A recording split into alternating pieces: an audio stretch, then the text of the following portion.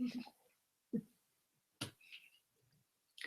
says recording, so welcome to the very first meeting on the Catalytic Thinking and Action blog that we hope is going to be an amazing new resource for people that want to apply this kind of thinking to changing the world and changing how they interact with the people around them in every kind of situation we can imagine. I'm so thrilled that we have this group of wonderful people with us.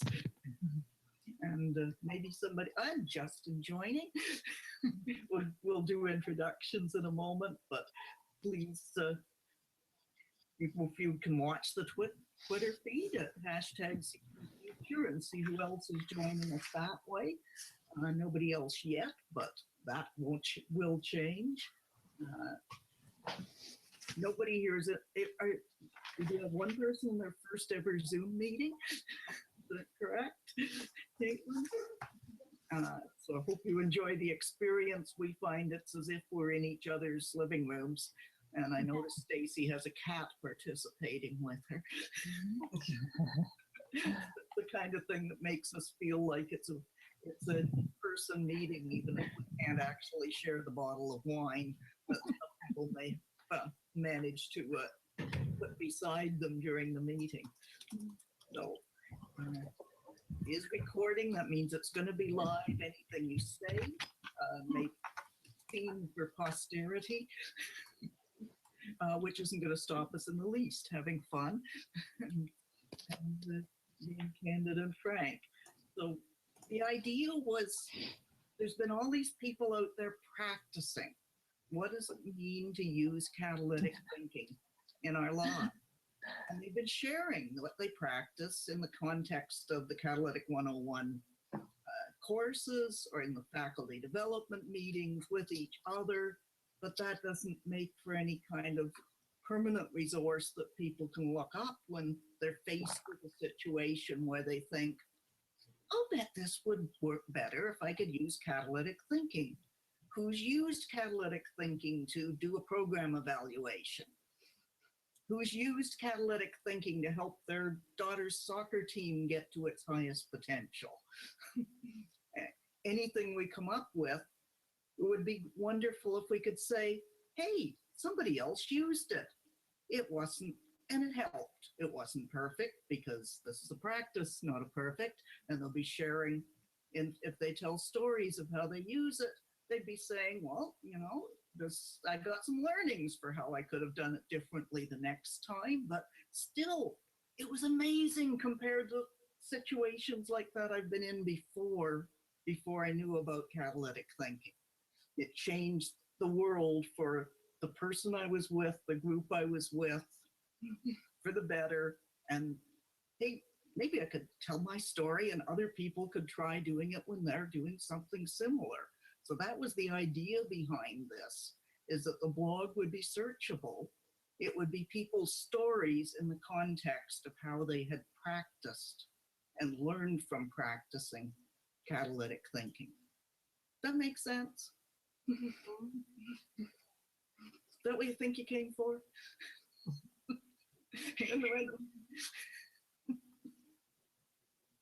Hilda, you're mute.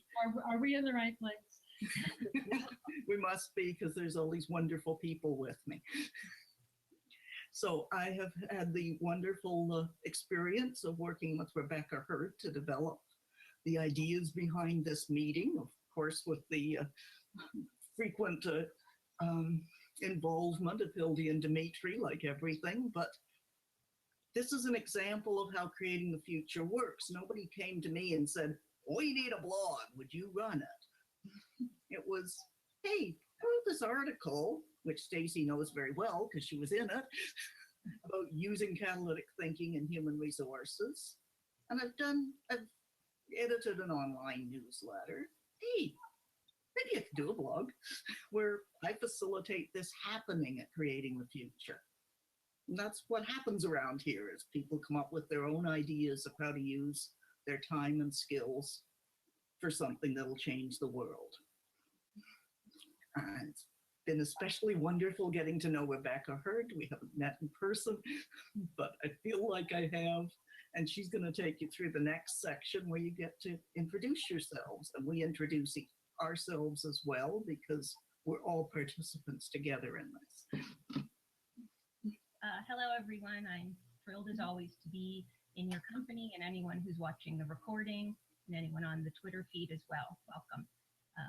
If catalytic thinking is a set of practices for creating the conditions that bring out the best in people and situations, then it's no surprise that we start all of our meetings from that place. If it's always about the people and it's never about the thing, and the thing today may be discussing what a catalytic thinking and action blog will make possible, but it's about the people.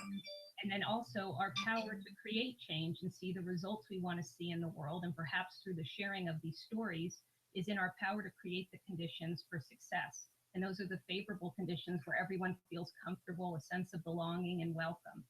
So that is why we always start with sharing our awesomes. And when we welcome new faces, we also want to ask what brought you to be here today? Where are you beaming in from? Because this is a global movement that we are part of supporting. So it's wonderful when we have people representing all different parts of the world. I'll share that I'm Rebecca. I am beaming in from Idaho. My awesome today is that we have been working very hard and joyfully in creating the next course in our catalytic thinking curriculum, which is catalytic listening. And this week we started our pre-class calls with first cohort whose class will start next week. That's one of my awesomes. And the other awesome is I love to ski, and we still have 3 more weeks of snow. So I know, Loretta, you may not be happy about that, but we delight here in the mountains. So we will go around with everyone in the room and ask that Hildy and Dimitri are monitoring Twitter for anyone else who's participating right now. And I will start with asking Stacy, what is awesome and what brings you here with us today, and where you're beaming in from? Yeah.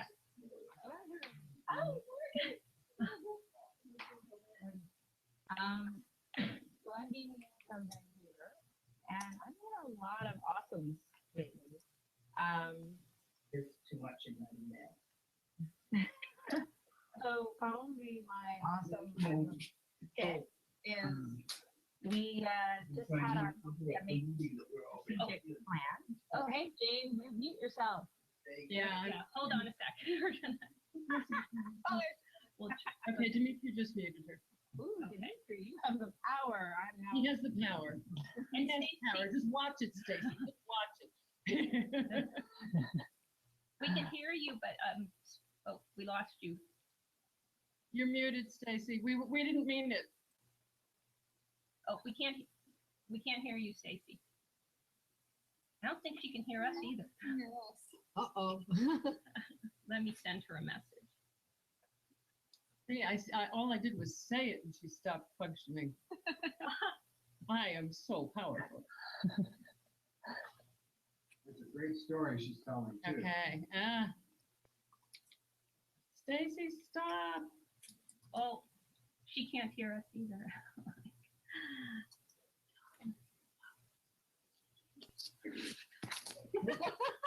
The universal signs are coming out.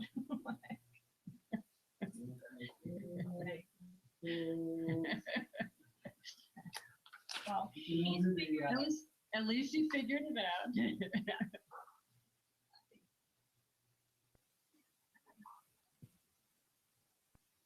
Seems to be timing me out for no good reason. Yay. I don't know why it's doing that. It's probably going to time me out again, but we'll see. So, you can still hear me? Start like making. I can hear you now. All right, I'm sorry. I don't know why it's doing this. It's very annoying. So, I'm making inroad. We are connecting with our local mosque.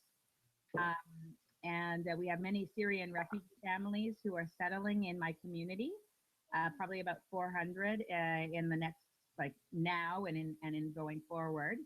And we've set up connections between the women in the mosque and women in our community.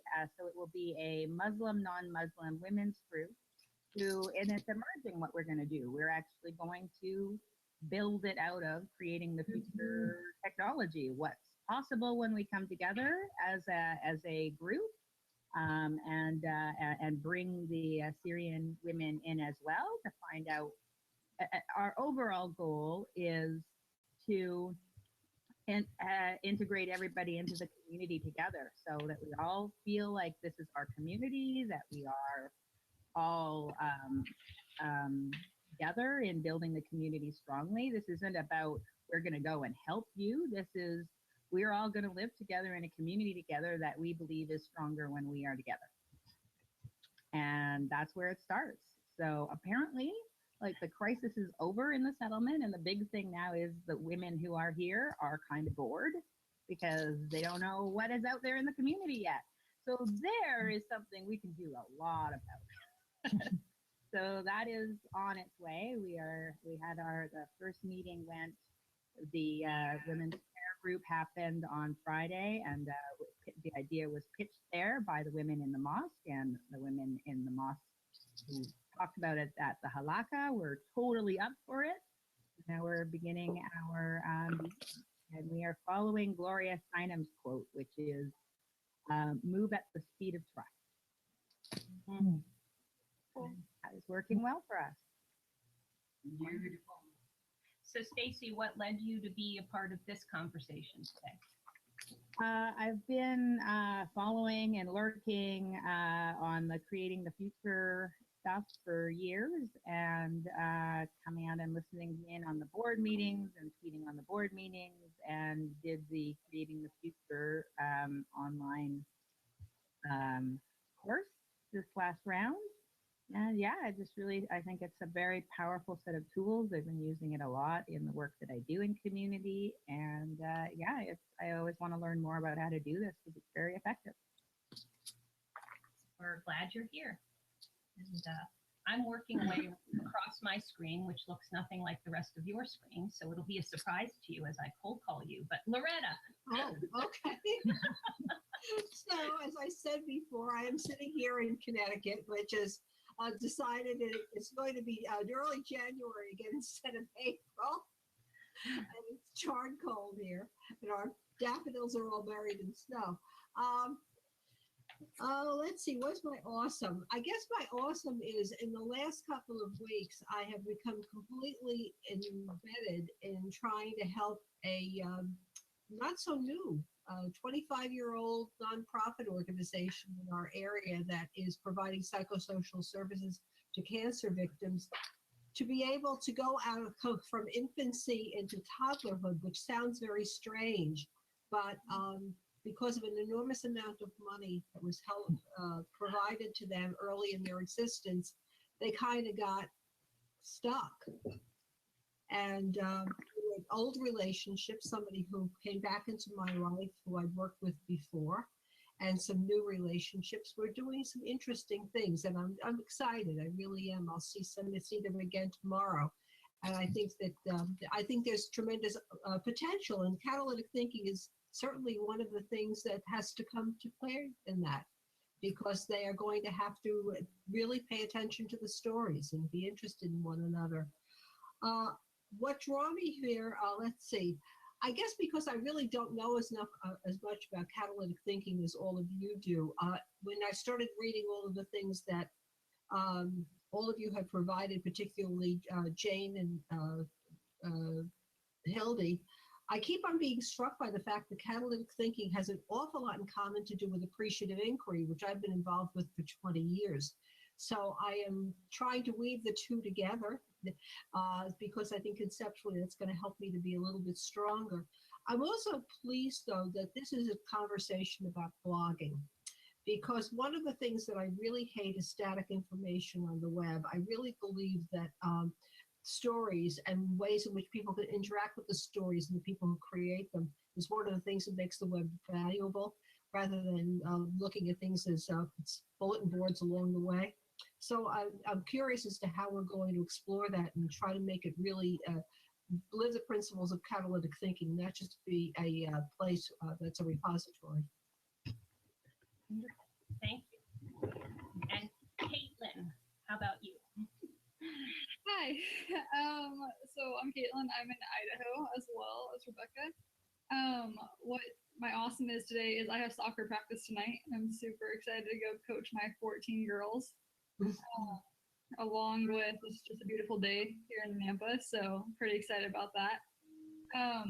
What drew me here is Rebecca. I've been working with Rebecca for the last year at the community hub meetings, and I'm just super excited about catalytic thinking and the progress it actually brings forth in relationships and in organizations when you move forward with one another, with asking different questions. So that's what brought me here today. Well, I'm sure glad you accepted my invitation. So. Oh, me too. Thanks for the invitation. And Kelly, welcome. Where are you beaming in? What's awesome and what brought you here today? Hi, everyone. I am beaming in from Northeast Indiana, Angola, Trine University. And let's see, my awesome is that I've been working with a group of students. I was charged with bringing some students together to change the culture in the School of Business. We have a brand new building, brand new leadership, and they said we need our students to really invest in the culture. And so I've had the opportunity to work with this amazing group of 17 students, and they've done just the coolest things. And so my awesome right now that's actually on my other computer screen is the fact that the benefactor who has helped build our new building, the students found a movie about him, and they're having this event about him.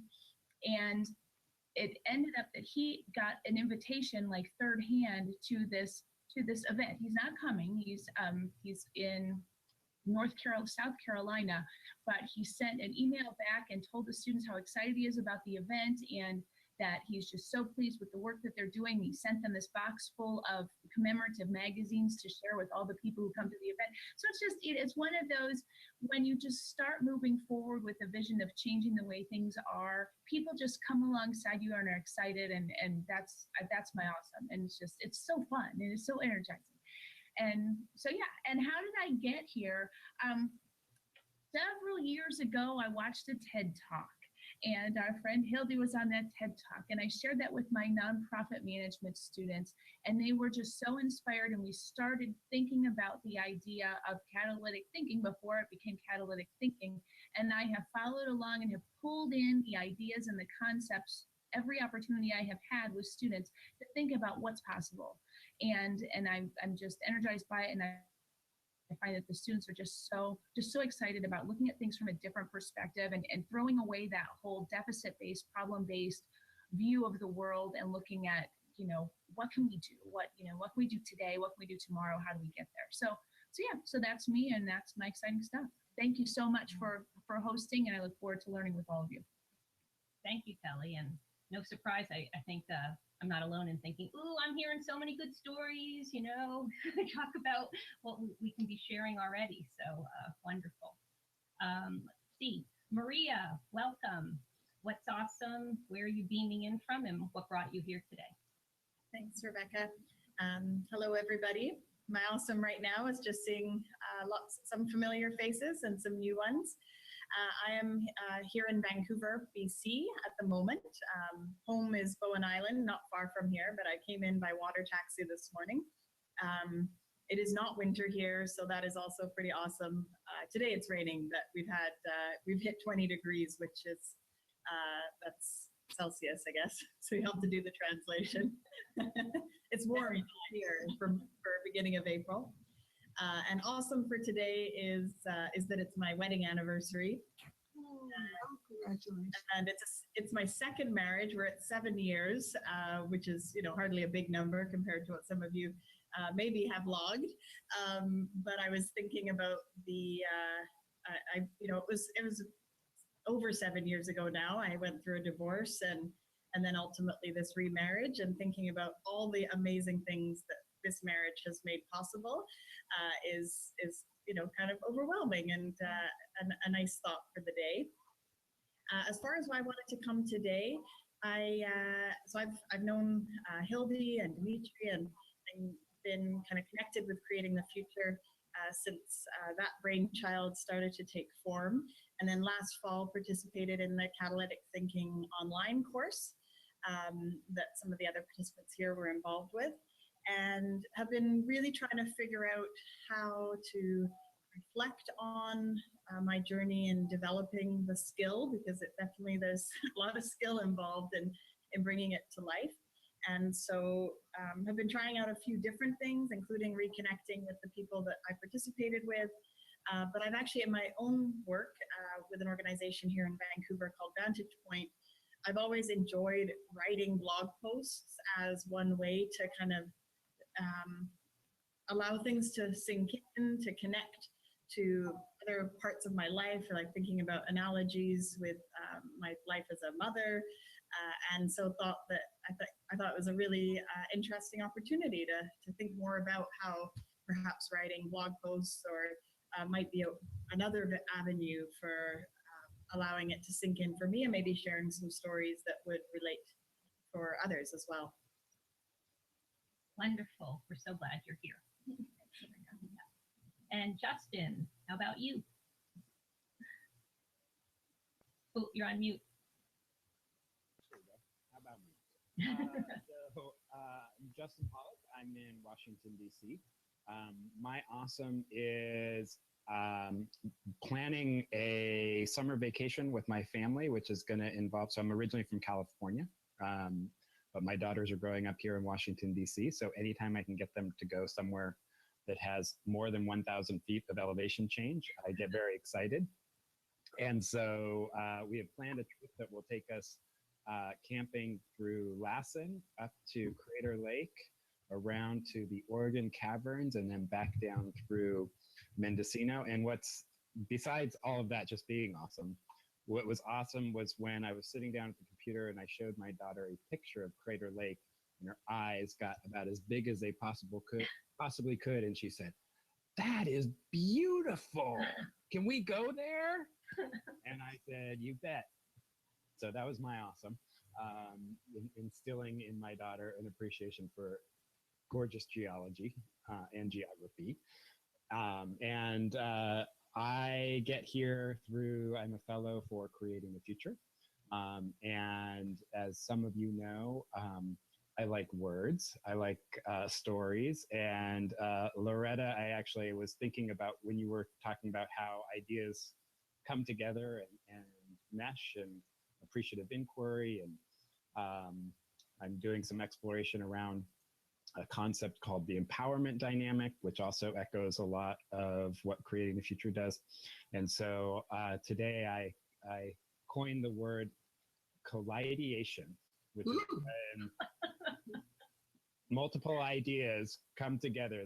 The energy and momentum of multiple ideas coming together to create a deeper understanding of our world and how people relate to it. Looking forward to that blog.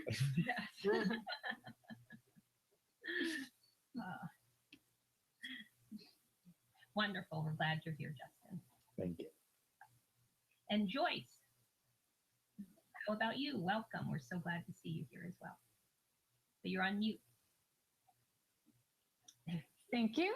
Thank you for inviting me to join. And I am beaming in from Honolulu, Hawaii. So I'm not suffering from the cold weather that some of you are, but I know we're very lucky in that way. Let's see here. My awesome actually is, it's like what Maria mentioned, just seeing, kind of connecting actual animated representations of you all with what I've seen, you know, through the Facebook group and whatnot. It's fun for me to kind of hear your voices and yeah, just see you, not exactly in person, but pseudo in person. I think that there are sort of two reasons why I decided to come be part of this conversation. One is I was part of the beta online course in the fall for catalytic thinking, and was really intrigued by that, and really appreciated concrete examples of how people were using catalytic thinking in their work and in their personal lives. And so I really see the value of that. And then secondly, again, kind of what you were mentioning, Maria, I feel like I'm a person who really processes a lot of stuff through writing. Both, you know, the process of writing, and also I think thinking about the writing that other people bring versus just verbally explaining things in conversation. I just sort of understand things in a different way.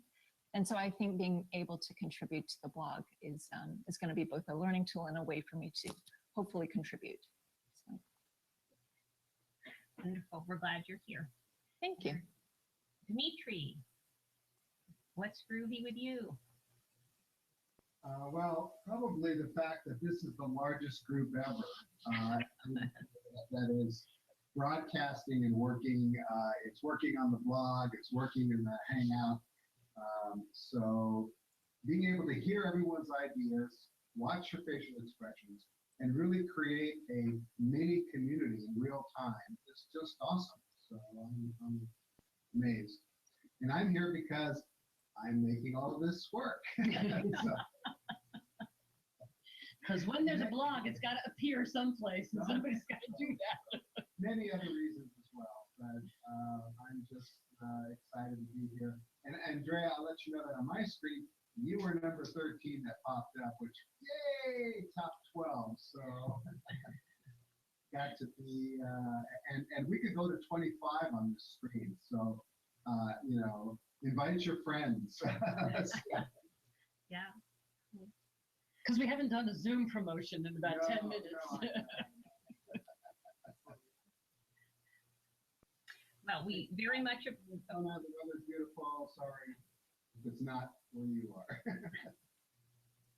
well, Dimitri, we appreciate you beyond the tool that you make incredible things happen with. But we all know it's much more than that your contributions to this movement. So thank you. Andrea, hello, lovely.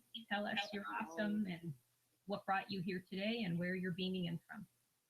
Well, I would like to wave to Maria and say I'm sorry that it is raining on you because it's not raining here in Seattle, but you're not, far from me. And I appreciate you for taking the brunt of whatever this system is, because we were going to maybe have some rain and it didn't happen.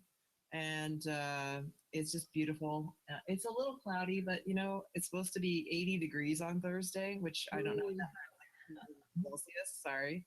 But it's going to be great. And so it was the wettest winter on record in Seattle and probably in Vancouver. So this means that the contrast is just huge. And so not having rain and having sun is just transformative. Let's see. So we are so boring here. All we talk about is the weather when the spring comes. I just came back, Justin, from Joshua Tree and Palm Springs, and oh my gosh, it was so great. And I went to the beach, and it was so fabulous. So and I'm planning the next vacation. I want to go to Havasupai, which is the Havasu Falls in the Grand Canyon. So anyway, I've been pondering your state and the old state of me and Justin. But I am here because I am, as many of you, I am a fellow. I think of myself as an old fellow, a longtime fellow. And like some of you, I also discovered this by, kind of searching the internet one day in despair and finding a video.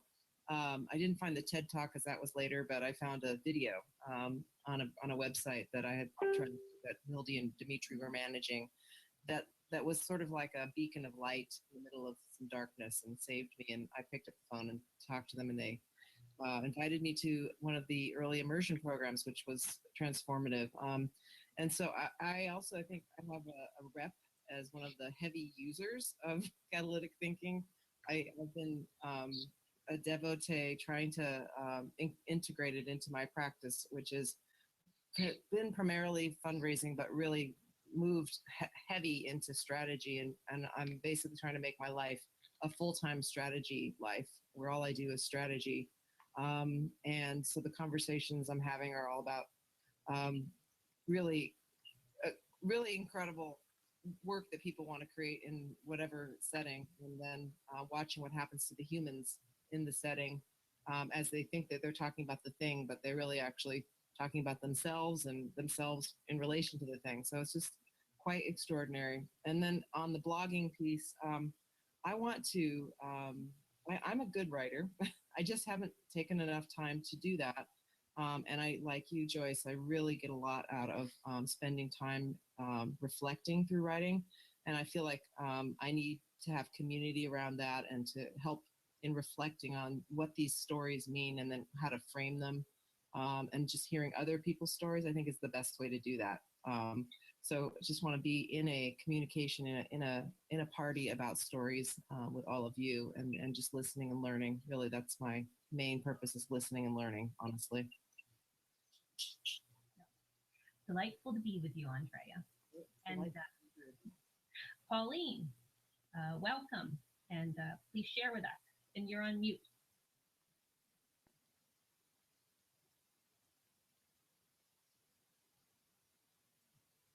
I have kind of a random setup here.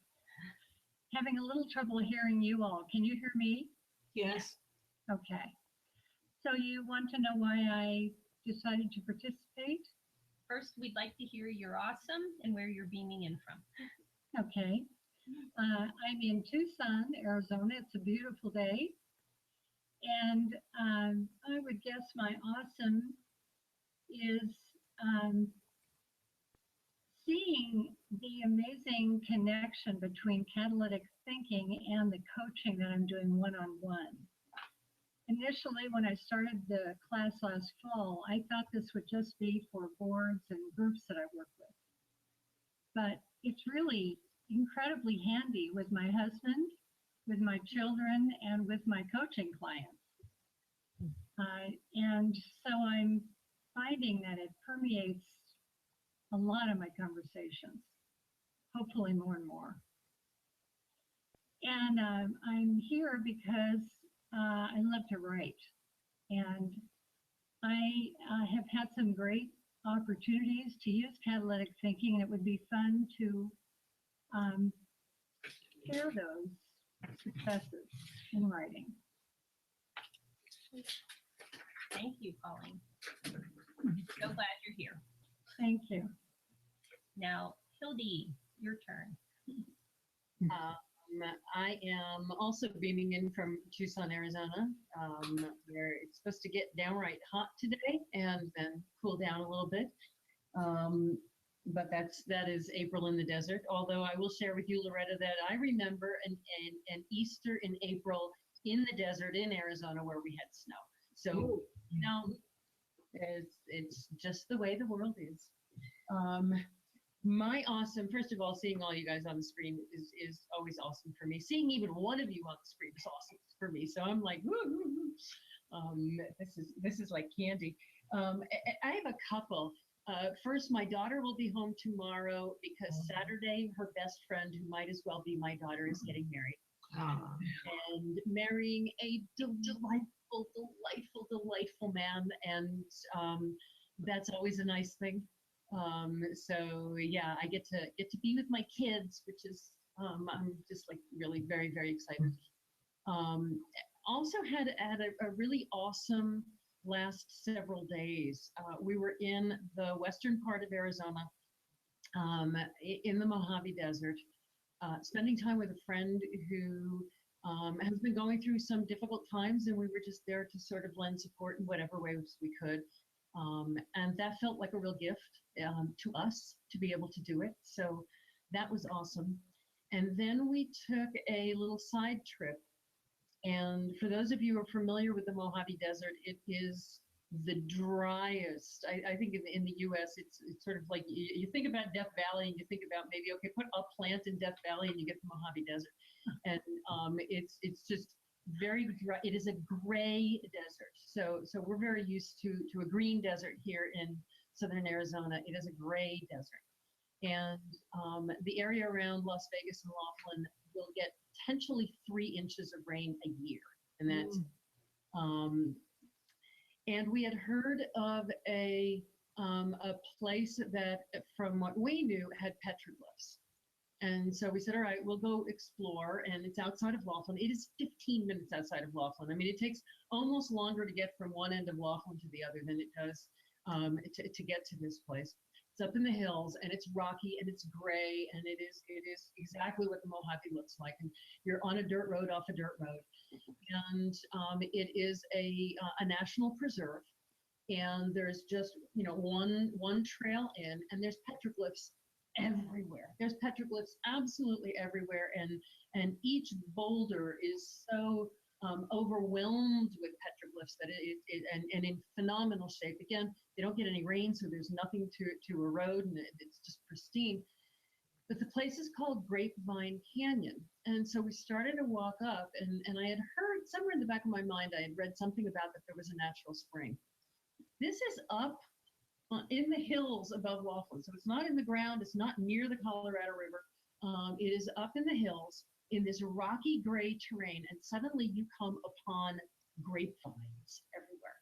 Lush, green, springtime green colored grapevines surrounding you. And there is a trickle of a stream. Now, by Vancouver and Seattle standards, okay, this is not water, okay? But you're looking at all these petroglyphs and you're saying, okay, the Colorado is way down there. Why did these people come all the way up here? And what you find is there was water there. And so in the middle of this gray, barren desert, we found this beautiful oasis with these deep, beautiful grapevines.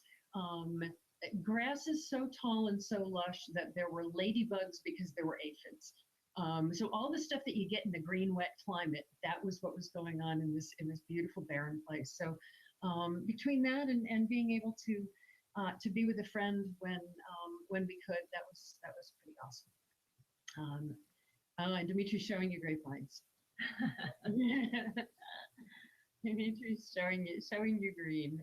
It was remarkable. If anybody wants to know where it is, I promise I will tell you. Just tweet me, send me a note. Why I am here is I am excited about, I feel it was such a beautiful gift for Jane to say, you know what I'd like to do? And for any of you who have an idea about something you'd like to do to further our mission, that's really what it takes, is to say, you know what I'd like to do?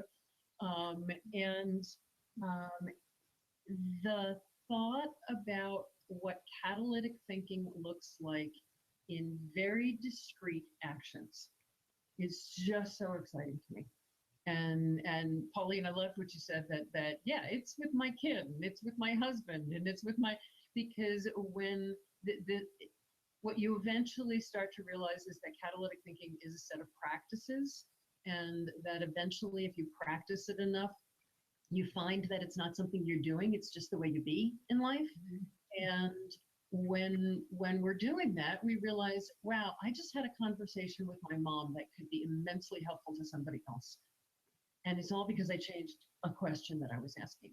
Or I just did an evaluation with my staff that was in a completely different way than I've ever done it. And they loved it, and they couldn't wait to make this the way that they be in the world. Okay, somebody else who's going through the hell of evaluation might like to know the heaven of evaluation. That there's these discrete things that we can take this thing and say, yes, this is beautiful in theory, and it's beautiful in a way of being in the world, but there's also pieces of it that somebody who does not want to become a practitioner in catalytic thinking, but just wants to figure out how to answer a question that their boss posed to them, that we can offer this as a gift to the world is just very, very exciting to me. So I'm thrilled to be part of it, and I love having a place where I can blog, so I'm just happy. Thank you, Hildy. Before turning to Jane, I'll ask, is there anyone in the Twitter feed that we need to welcome and introduce? Okay. And Jane, we'll turn to you on both You're Awesome and why you're here and beaming in, as well as facilitate the next part of our meeting together. I'm Jane Garson. I'm here in cold, sunny, snowy, beautiful Toronto. It was -9 Celsius when I got up this morning, which it shouldn't be in April. But I went on trail ride anyway, because it was sunny and lovely. My awesome was I went to my second Shape My City Advisory Committee meeting last night, which is a group of people trying to make Toronto amazing, which could certainly be and isn't yet as amazing as it could be. ended up forming 3 working groups, and so I spent the evening talking about what it would mean to bring all the different little groups that are working on it, discrete projects for their block, their neighborhood, their particular pet issue, all of whom think they don't have enough people and they don't have enough resources and nobody's paying attention to what they're doing, and what the potential would be if we could connect them and make it a collective enoughness that we could make Toronto really, really amazing. It was lovely to spend a couple hours last evening with people who think that way. And I'm going to be doing an open space facilitation. Get that straight. Next Sunday, in fact, they said, oh, why don't you come to this festival and join the open space section and spend the afternoon seeing who else wants to talk about this. So I'll be using catalytic thinking for the first time in a public meeting in Toronto with whoever shows up. And that's exciting. And losing Pauline for a minute. That's okay, she'll be back. So yeah, we want to talk, before we start into that, for those of you who haven't been at a meeting of Creating the Future in the past, haven't experienced this kind of thing, we want to be explicit about this is how we get to know each other, so we trust each other. We're individuals, we're not just titles. For those of you who may have sat through many, many meetings in the past where people went around and said, hi, I'm Jay, and I'm the executive director of What's It. Hi. Any comments on how you feel being in this meeting? Remember to unmute.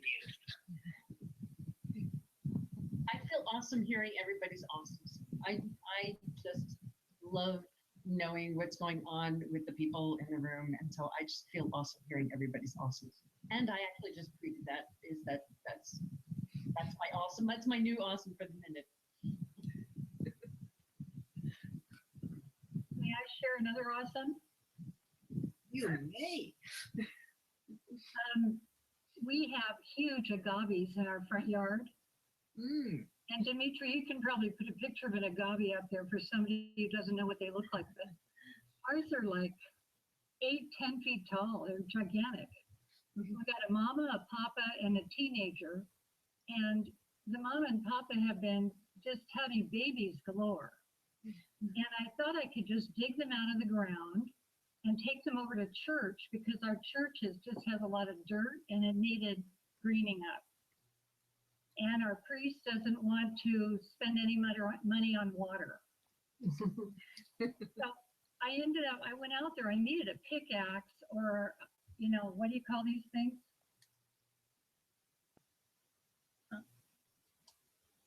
Those. The jackhammer. Yes, thank you. I needed either that or a jackhammer. And so I had to hire a guy to come over and dig all these babies up. And I took them over to church yesterday, and I met with our gardener over there.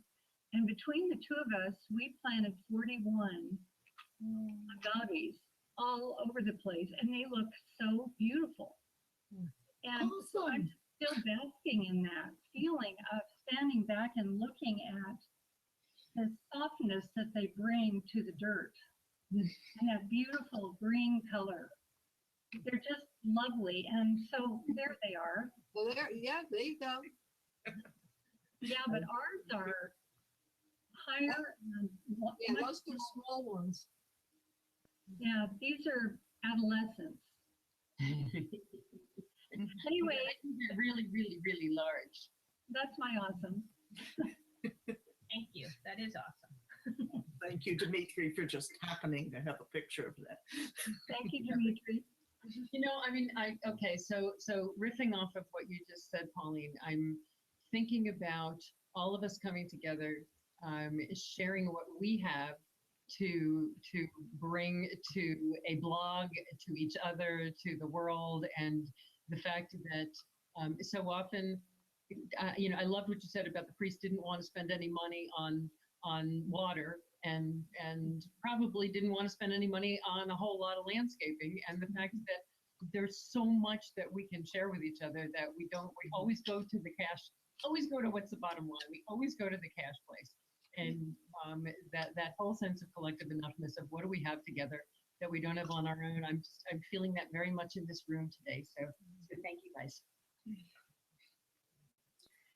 Yes, I love listening to the awesomes too, because people have so many different things going on in their life. Some of us see each other more often than others, and you have to try and figure out, okay, what awesome did I tell this group already? Oh, this is too awesome. I'm just going to tell it again in case anybody hasn't heard it.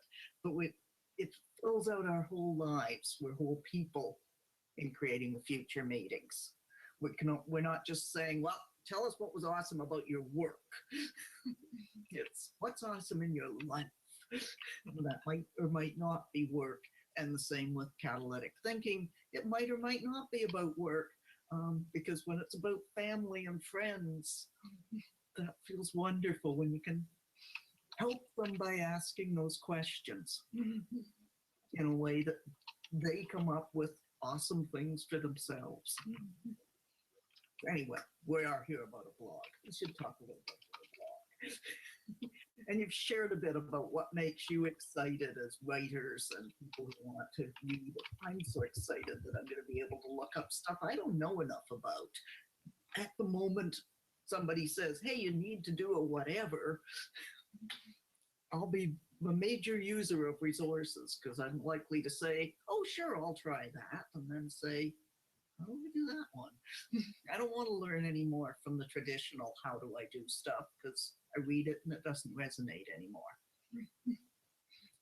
So ask you in advance to do some thinking about what you saw as the highest potential of the blog. And so let's start at that big picture level, and then we'll talk about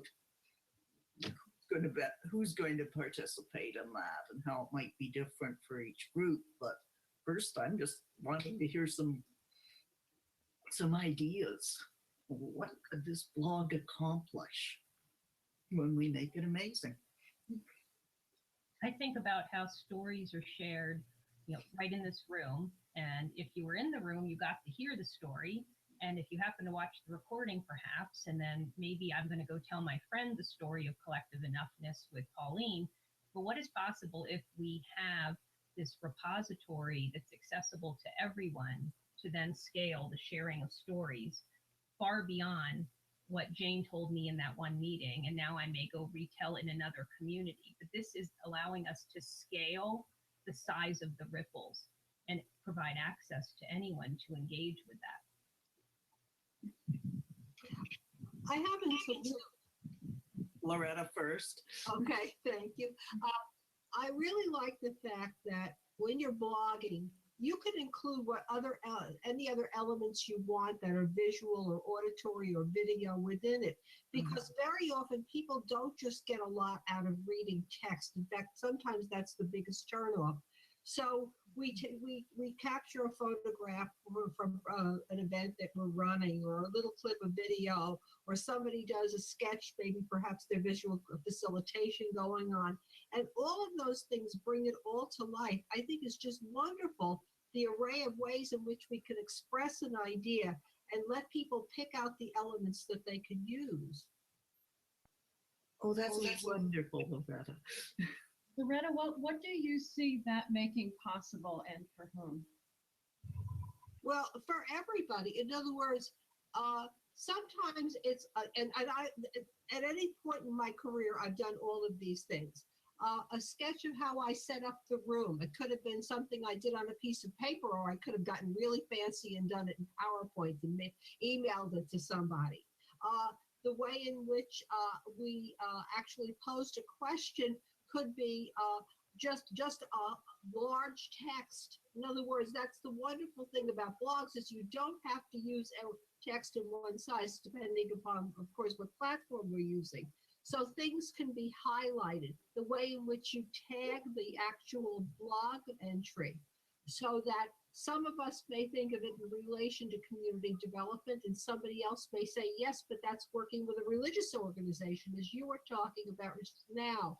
Or we could say, well, wait a minute, that looks like it might also work on team building. So there's a lot of little pieces that go into that one blog entry. And when you're adding to it, here's a picture of the people who are doing it, or I did a video clip, or here's maybe a piece of audio of somebody speaking about what was going on. It just becomes so much more interesting and rich.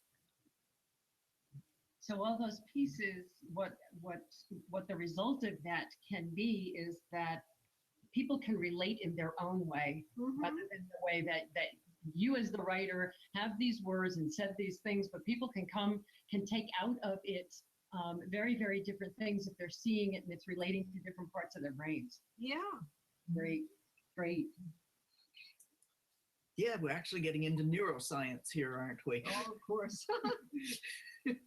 By now I've forgotten who else started to speak at the same time as Loretta. I don't know who was somebody else. I'll just barge in. Go ahead, Andrew. I guess what I observe and what I think I am, interested in making possible is more understanding about how to create this in emotional ways, so that it's not information, it's experience for people. And so a lot of what I think that makes possible, at least for me, is, and perhaps for you, I'm one of these junkies. I think I actually I think there must be a support group for me somewhere where I'm a TED Talk junkie. I'm an avid consumer of all of these kinds of different ways of conveying podcasts. And what I really have respect for is the art of putting together that content, and the way in which people have put that content together so that it packs a punch. And I don't think that you just fall out of bed doing that. So how are we, trying to bottle packing that punch, creating emotional experiences for people as they watch this? And then how can we then use that material to, at least for me, I love dropping things like that in and having, at least in my own mind, a Rolodex of things that I can just drop in.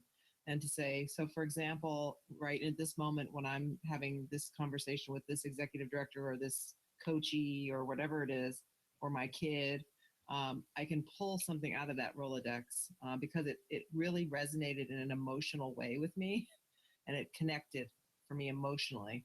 And that's how I notice things like that staying in the Rolodex versus just flitting through, is having that is, and I don't know what that, honestly, I don't know. And I want to know what is the science behind, and how do we create that kind of emotional connection in the way that we convey the information? Can I jump in there, Jane? Please do, because I know there is some science developing in this. Well, and I wasn't going to speak necessarily to the science. I'm not a scientist. I leave that to my dad. But there's a model that one of the facilitators I work with often reminds kind of groups of that we work with, called the Cuba model, Kuba. And the K stands for know, U stands for understand, B stands for believe, and then A is act. And so in the process of kind of changing somebody's behavior for them to get to the place of act, or wholesome practice, maybe in this case, that in order for somebody to get there, they have to go through those other stages. So they have to first know about something, know that there's an opportunity, know a little bit about catalytic thinking maybe. They then have to understand what it means kind of intellectually. And then the B, the believe, I think that as I think, Rebecca, I think you mentioned the scale aspect, that a blog, I think, is one of those formats that it's more easily digestible in terms of the amount of time that somebody needs to take to read a blog post. Those different visual connections, appealing to different types of learners. But then, as you said, Andrea, the opportunity to connect to kind of the practical side. What does this look like from one individual's perspective? How have they connected the dots? What has it meant for their lives, personal or professional, and kind of start to both develop understanding the you, and also start digging into supporting people to believe in it, to see the difference that it can make. That's great, because I think most of what I see doesn't have that believe part. It's the stories that make it believable. Oh, this really happened to somebody. Yeah. As opposed to the usual more intellectual style of, here are your 7 tips for doing this well kind of blog by people who may never in fact have done it. Well, Maria, even what you said was mapping, no surprise, to catalytic thinking, and that piece of what are the conditions, what are the favorable conditions, which is all about what do people need to know, understand, have, believe, be assured of. So as we know, this stuff works everywhere. So when we think about what the blog, what will be baked into the fabric of the blog will be the KUBA, KUBA, whatever that model, but it's the favorable conditions for someone to be able to have this be meaningful to them. Thanks for connecting that dot. It will stick in my head even more, those conditions for success. And those questions have come relatively easily, but putting them in that Cuba model that's already anchored in my brain will be really helpful. And that's great if you can do that for any of you. I mean, if appreciative inquiry is what makes sense in your brain, then you build this on that framework. You add some of what you do here to, that's what I describe it as, is this builds on appreciative inquiry. It's a very powerful way of looking at things.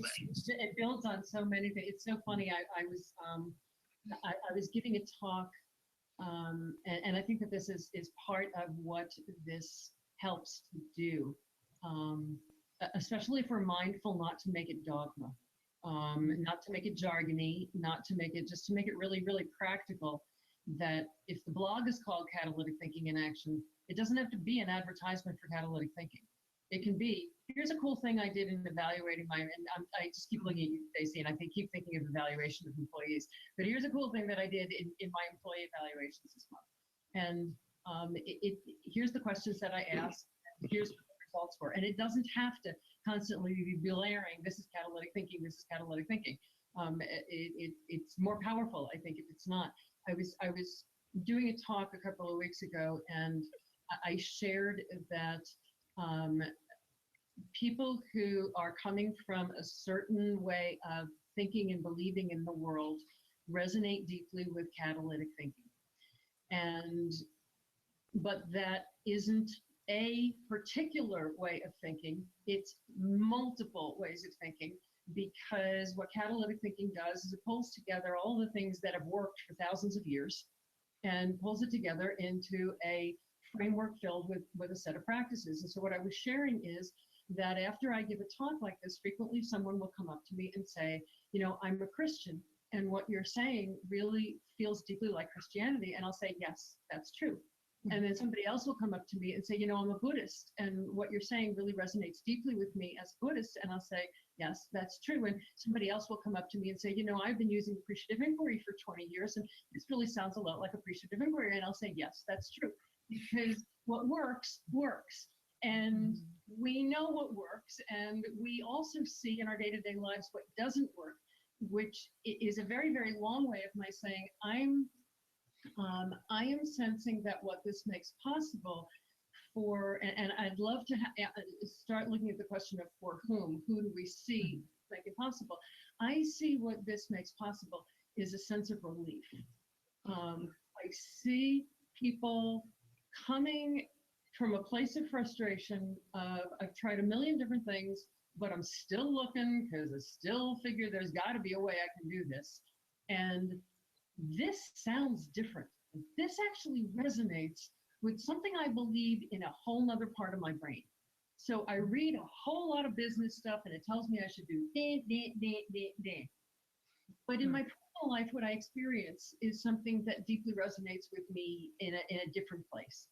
And that's what I'm seeing we have the opportunity to do, not in an in-your-face way, not in a dogmatic teaching, this is, if only you knew catalytic thinking kind of way, but in the way of, I had this really cool conversation with my kid the other day.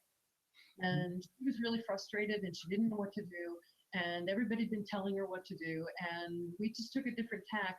And I just want to share with you what happened. And so I'm sensing that once we ask the for whom's, that some of the people that will be coming, yeah, there's going to be consultants wanting to know how can I be more effective in the work that I'm doing with a particular group. But there's also going to be moms wanting to know, I'm at my wit's end and I don't know what to do with my stepson. Yeah. And everything in between. So that's sorry. Well, the way I've been thinking about what a blog like this would make possible is it's almost like an opportunity to identify catalytic thinking in the wild, right? Like, so if whatever you're calling it, it's like this is the what works in the wild kind of a thing. And surprise, surprise, the things that work are all grounded in those common techniques. So really it's more like, this is I tried a thing that I've been stuck on for a while in this different way, and it works completely differently. And then it could be that in the comments section, people are like, oh, that sounds like technique X, or that sounds like technique Y, or, and then, and so it's like working backwards. It's not I'm going to teach you. It's here is a story of what worked in the wild, and the common threads come from analyzing that story. Love that, in the wild. And I want to get to the who as well, but we don't want to leave people out who might have some general comments they haven't had a chance to make about the overall potential they see. I just want to share what Justin just shared in the chat, which is adorable, which is free range thinking. It's healthier for you all around. No longer caged. Grass fed. Jane, one of the things that comes to mind as we're talking about this in the everyday implementation is that it allows you to integrate the practices in a gentle way in your life, as opposed to saving that great idea for the one time I've got the head of IBM or the food bank or whoever sitting across from me, and I'm going to use catalytic thinking on them. That is a real unnatural thing to do. That I'm waiting for this technique, and I'm going to just hit him with that technique at that point, as opposed to I've been doing this all the time, and this is just the next question I ask. It's the natural next question I ask. So I think hearing all these stories, the blog have the opportunity to see it from the perspective of it's an everyday way of life, as opposed to the big gun that you wheel out, to use in the one time. Well, because if we do wait, we probably won't be all that good at it, because it takes a lot of practice to make it innate. So you can focus on the conversation you're having without having to keep saying to yourself, what is it that comes next? What should I do next? I mean, do I have time to reread all these articles on? It's practicing this every day that makes us effective, and we do happen to have that big moment. And, it's a big moment. It's just getting your teenager to tell you what happened that day. So it seems like, drawing from that, Jane, it's like the blog makes it possible to have a playground for possibilities. Ooh, what a term. Playground for possibilities. So you've kind of got a practice ground where you can throw out the ideas. You can throw out the stuck places too. You can throw out that, this technique took me this far, but then it stalled. And it can kind of be that collective playground for. That's a fabulous analogy, because in the playground, we practice the stuff that we use later in our sports and recreation. Yeah. Which doesn't get good if we don't practice it. Yeah. And we practice how to be with other children. Yeah. And this is all about how to be with people. It's a lovely analogy. I'm going to keep that one alive. Yeah. To build on that, Stacy, I'm just. Are we on to for whom? Because I'm thinking a lot about for whom. Everybody okay with moving on to for whom? I guess when we start talking about some of the stuff, my brain starts spritzing out, because I honestly lose the thread. And so for me, for the for whom part brings it home. Like, who are we talking about? Which whom are you thinking about? The playground, who's playing? I don't even, what are we talking about? So for me, a huge piece is, people who are, these, the for whom is people who are in these world changing, unicorn nonprofit jobs, who are very, who feel very stuck, who feel very, tired, who feel, burdened. And so I think that there's a churn for those people. And so I feel like for whom for me is those people, I want those people to not throw in the towel and become realtors. I'm serious. So for me, the who is to, insert this way of being, and so that these people feel light and love and space and creativity and support underneath what they're doing. And so the blog for me is about inviting reflection from them. So for me, that's what I do. I go to those blogs and I read and I look at podcasts because I need that. It's like food for me. And that's what I want this to be for other people. So you're talking about being for not only the people who are working in those jobs, Andrea, but you're also talking about for you as an advisor to those people. Yeah. Yeah. Yeah. And the place where I went in for the exact same reason of the feeling stuck and feeling beat up and the feeling all of those things is I went to the corporate world. And I went into the small business startup world. Right. For the exact same reason is systems pound down on you, and there's got to be that constant mantra of there's got to be a better way. Right. And the people I know in government talk the same way. Yep. This, I'm doing the job of 3 people and I'm stressed out, and right. The politicians just changed everything again. So who has other for whom's to add? Who else could this blog benefit? When I think about it, I kind of go back to the question before as well of, as a writer, it allows for deep reflection and making sure that even though I'm part of this blog, it's also a part for me to learn for myself and to see where I'm getting stuck at personally. Absolutely. If the writers don't benefit from being part of this, we won't have blog. Exactly. And when I think of the for whom, I work a lot with teens, and so I'm my teens ideas. Somebody mute. Just mute.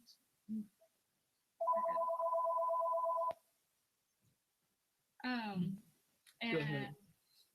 being able to share this blog even with them and helping them transform their thinking at a younger age, because it becomes easier as we grow up rather than changing a system that's already been in place for years past. So I think for whom, I think of even the future that I work with today.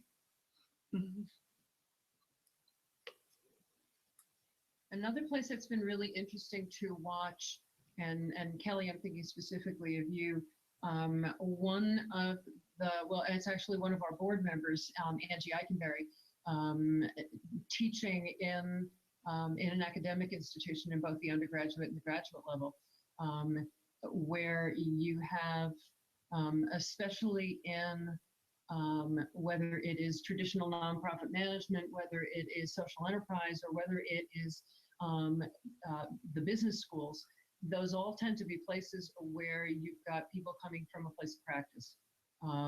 You're not studying political science. You're really or sociology, something where it's just sort of taxing your brain, and it's fun to think about, and then but you're really thinking about something that's going to have a very practical application. And so the thing that's been really interesting for I know Angie to explore, both as a board member, and she's said this very publicly in board meetings, is a different way of teaching at the academic level, and that infused into everything. Some of the things Angie has shared is it's not only teaching, it's not only changing what the content of what she's teaching, it's changing the way in which she's teaching. And it is also changing what she's bringing into meetings, such as development of new faculty, or making a decision on a new process that's going to happen or whatever. So the decision making at the institutional level, which gets into the government part, sort of changing, and the corporate part as well, because those are all sort of the same. But at the academic level, both the teaching, the content that they're teaching, and the process for teaching. I see that as another for whom on many, many levels. Oh, Hildy, I agree with you wholeheartedly. And I see both. I see where our practitioners who come into the classroom are looking for, okay, what theoretical things are going to help me, but then how do I translate that into effective practice? How do I use those best practices, and what have other people learned that I can learn from in order to move forward? And certainly from an administrative perspective, anything that we can do to encourage folks to look at possibilities is just phenomenal. So I agree. Yeah. I think one of the things it makes possible, and for whom, so I'm thinking about what Andrea said about those people who are frustrated or stuck, or, you know, the nonprofit world is too hard. One of the things it does is it becomes a place not just to inspire hope, but also to inspire that confidence that actually there are a set of unique skills that we have in our sector that we use, that we don't really think of as skills, or aren't really recognized as separate skills, because you can read all of the HR, you know, training and all sorts of things that will identify and promote specific sets of skills that those professionals have. But this becomes a place to say, these are actually the different, unique, and effective skills that we have. You already have a lot of them. You've been successful at all. You've been using these. Now we're just naming them, talking about them, helping you recognize them and feel proud of them. Mm-hmm. Yeah. Could I jump on that one? Okay, and then Andrea next. Okay, that was beautiful. And I think that the strongest contributions we make are when we integrate all these skills. And to be able to show examples of that integration is going to be very exciting. And I think we'll just attract more cross-pollination and make it a very rich environment for discussion and commentary. When I think of the for whoms, I think of the people who may be a part of that story. So we are honoring people who may not see, you know, you're an extraordinary human being, and I'm telling this story about the HR manager I partnered with who is willing to look at workplace conditions in a different way and see that it is a really big deal, and recognize here's what good looks like, and you were a part of shaping this and all that it made possible. So that's a place of delighting in someone else that can all too often get overlooked. That it, you know, you were a part of this, and by being a part of letting me share the story, honors that and fuels the person to, you know, I'll try more. I'll dive in a bit more. I love all the ripples we're getting beyond the original readers of the blog, the people in the stories, the teenager you show it to, the students of the academic who may not know how the academic developed their techniques for teaching, but are being affected by now having another set of those techniques. That's great. We're really rippling out. Andrea, did you have something? You had a hand up at one point. Another for whom, because I've been thinking a lot about this audience, really is the funder and the decision maker. Because a lot of times they're reluctant to fund staff. And I think a big part of that is they don't understand the skill set and the understanding of the world and the experience that goes into doing this work well. And the more we can have opportunities to highlight that through these kinds of stories, the more likely we'll have funders allow us to use our in-house expertise rather than only allowing us to hire a contractor or a consultant from outside, because we can't possibly know enough from our own experience to do this work well or be effective for some reasons. Yeah, Stacy, you are bringing up for me, it's not just foundations, it is the people who are investing dollars in anything. And I shared, I think a month ago or so with a group online, so it may be repeating, I'm sorry, but I was listening to an investment group talk about investments. It was just strictly investment stuff, stock market-y kind of stuff. And they were talking about the reason that they split off 20 years ago from whether it was Merrill Lynch or whomever they split off from, that they had a fundamental philosophical difference, that the big group that they were with primarily focused on rewarding people for bringing in new business and not for making things good for the people that were already there. What that led to was hoarding information because you were competing with everybody else in the office. They said that when they formed their firm, and this is for-profit investment, stock market, Wall Street. When they formed their firm, they wanted the reward to be how well are you working with your colleagues and how much information are you sharing? And again, so it just really gets to that whole cultural, philosophical piece that that people with money are making assumptions about the way we've always done it, and the way we've always done it doesn't have to suck the life out of humans. And there's another tagline phrase. Okay, there's some people we haven't heard from, and we've been listening to a lot of different people being named, different groups of people who might be affected by this blog. I have one other that I want to make sure that we're being mindful of, and that is creating the future's mission. That what can this make possible for accomplishing creating the future's mission?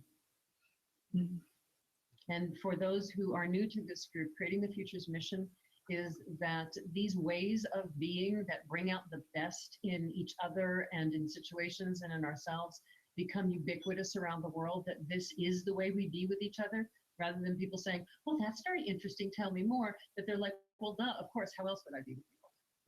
And so that is our mission. Can I say something about that? So, I mean, I am wondering a lot always about how to hang this on other models. What other models are out there that make us go, oh, it's like that, or it's like, oh, it's like what they're doing.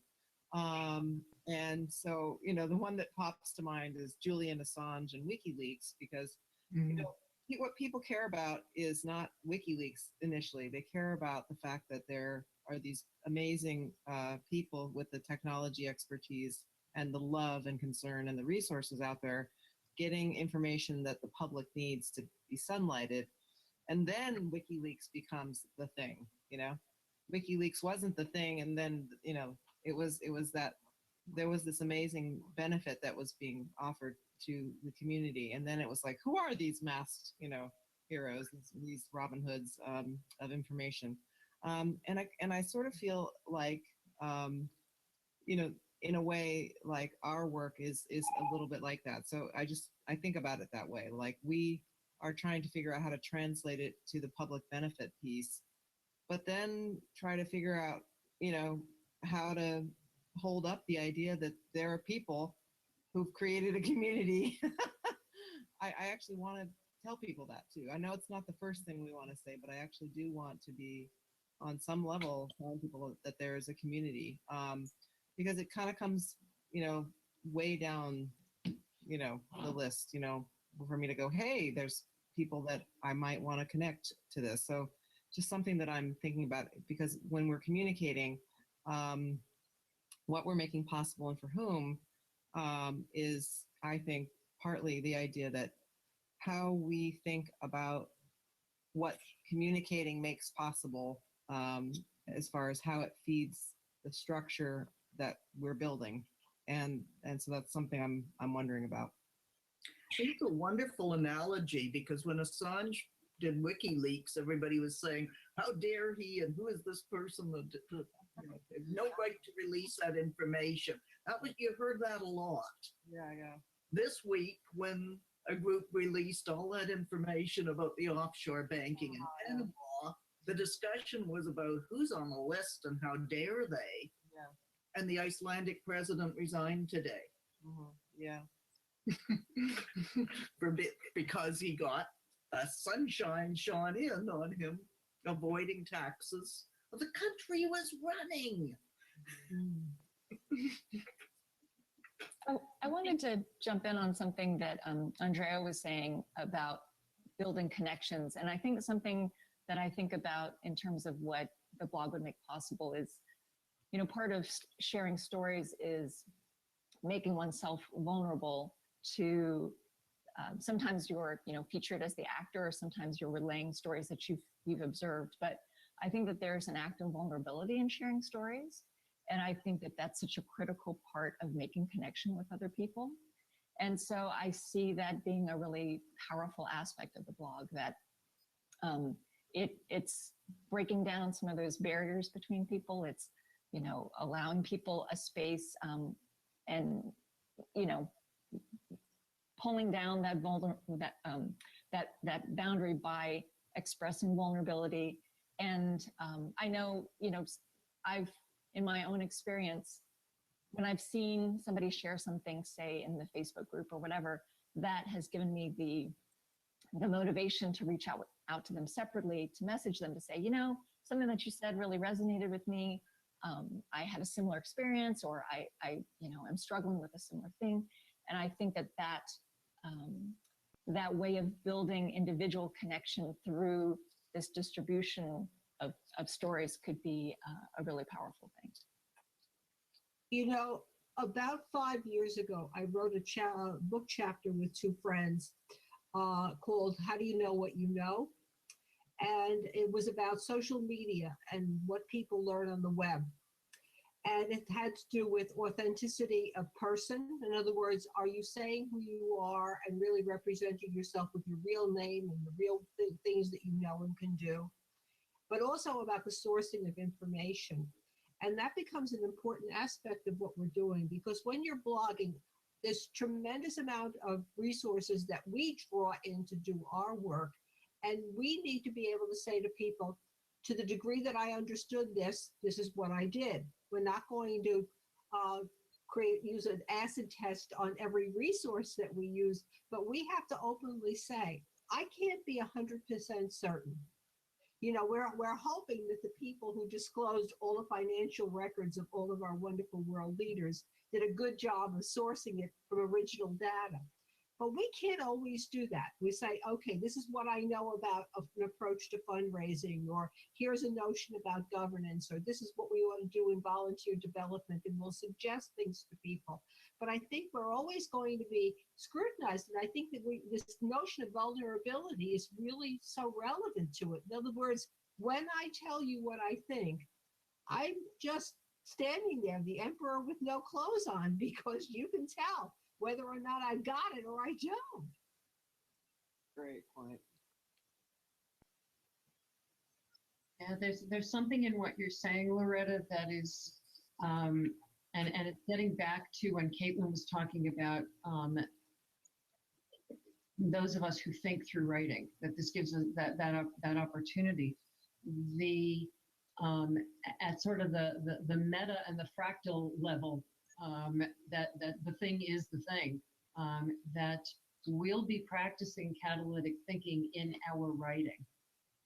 And so that requires that place of stepping outside of I'm the expert and stepping instead into a space of inquiry, instead into a space of here's what I found, here's what I'm realizing is going on in reality when I strip the story away from this. Here's the thing that's really going on, and here's something I tried.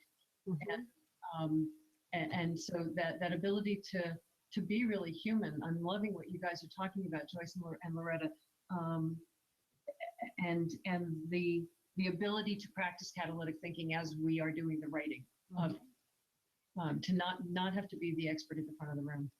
We did talk mostly about readers, all different kinds of readers. I was actually hoping we could spend a few more minutes on what's the highest potential for those who are part of creating the blog.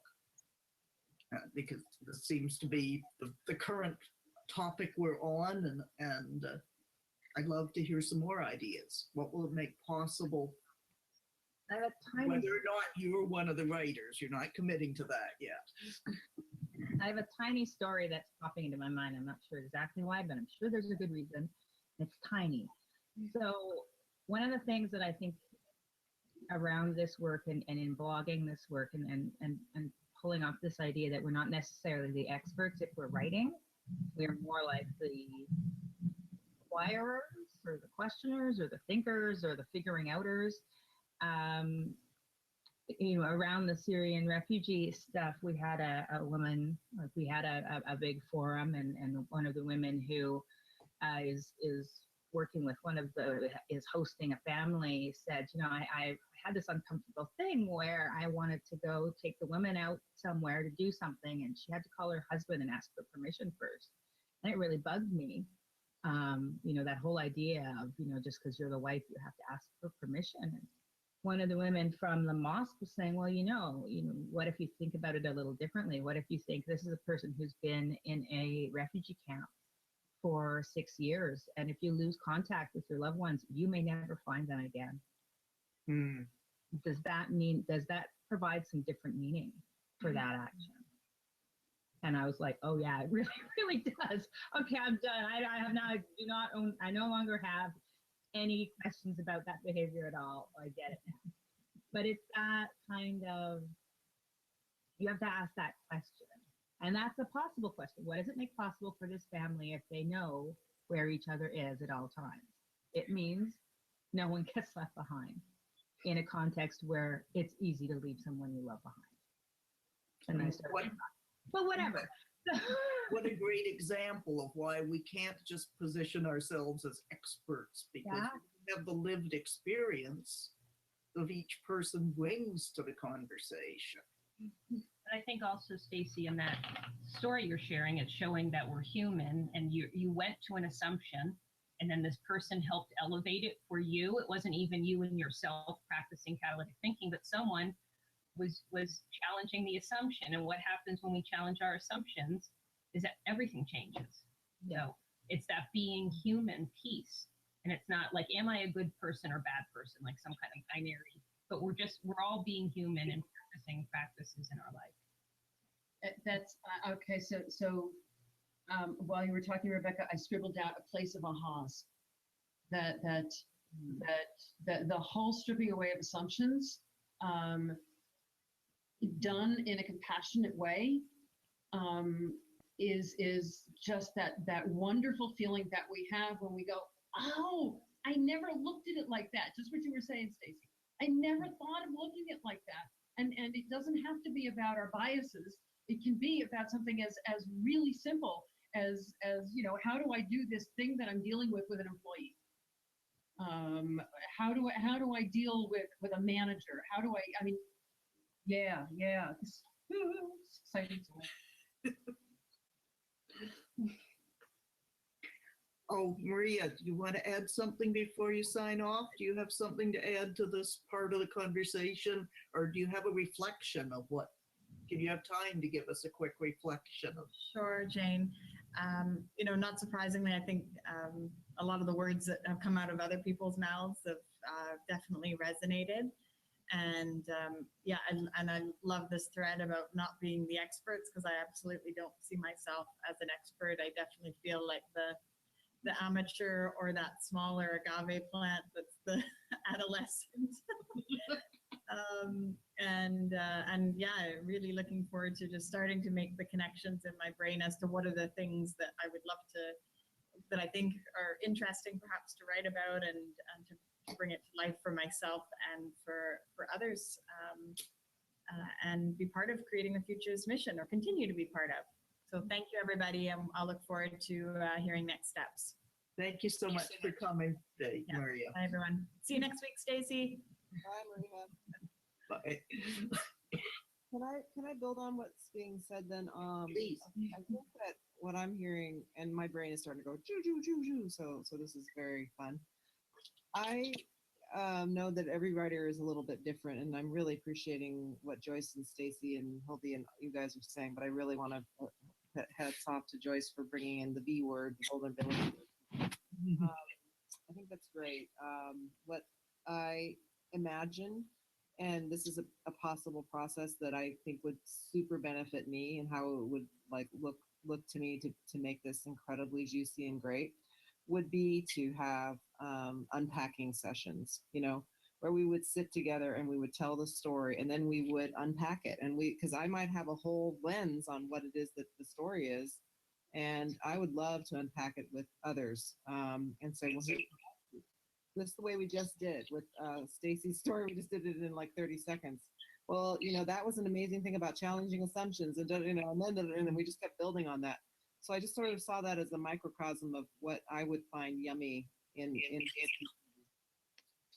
And that would be before writing the blog. You may help you think through a frame. Settle my thoughts about an idea. If it's, for example, the story's about myself or something I did, or if I, like Rebecca was saying, I wanted to highlight something that I observed somebody else doing, it might be a little easier to get a frame on the story. I think it's really hard to write about yourself. I think it's really hard to write about your own insights, about your own practice, but first about own practice or about writing about someone else's journey. I might have a vantage point on that, and I'd love to, like throw it out to people and then have people say, here's what I see about that. Here are some of the threads, themes, ideas, and I could just see us workshopping that. And that for me would be intellectually and amazingly satisfying, and obviously build wonderful connections with all of you. And I don't know if others would appreciate that, or if that's like, no, that's not my process. But well, that's what I'm thinking is, part of what you're talking about is a condition that for you would make it best for writing this is to have such collaborators. But part of it is the benefit to the people who take part in it is you've got a story that you've told to people who helped you frame it. Now you've got a better story to tell when you're in some other situation. Being laid in my head, so like the next time I look at a story, there's tracks there that I didn't have the last time I observed something. I now will never, just even be on this call, I'm now going to be looking and listening differently. And so I think that having that collective unpacking is a way to lay track with each other. Just if you're the storyteller or you're the participant, you're getting to have some of that stuff put in your brain. I love that idea, Andrea. And I think, you could actually replicate this exactly. You could have a story, and then you'll have comments and stuff. That's fine. But you could also have like a little motley crew, maybe once a week or so, that comes together on Zoom and just does, what were the 3-minute video, analyze it.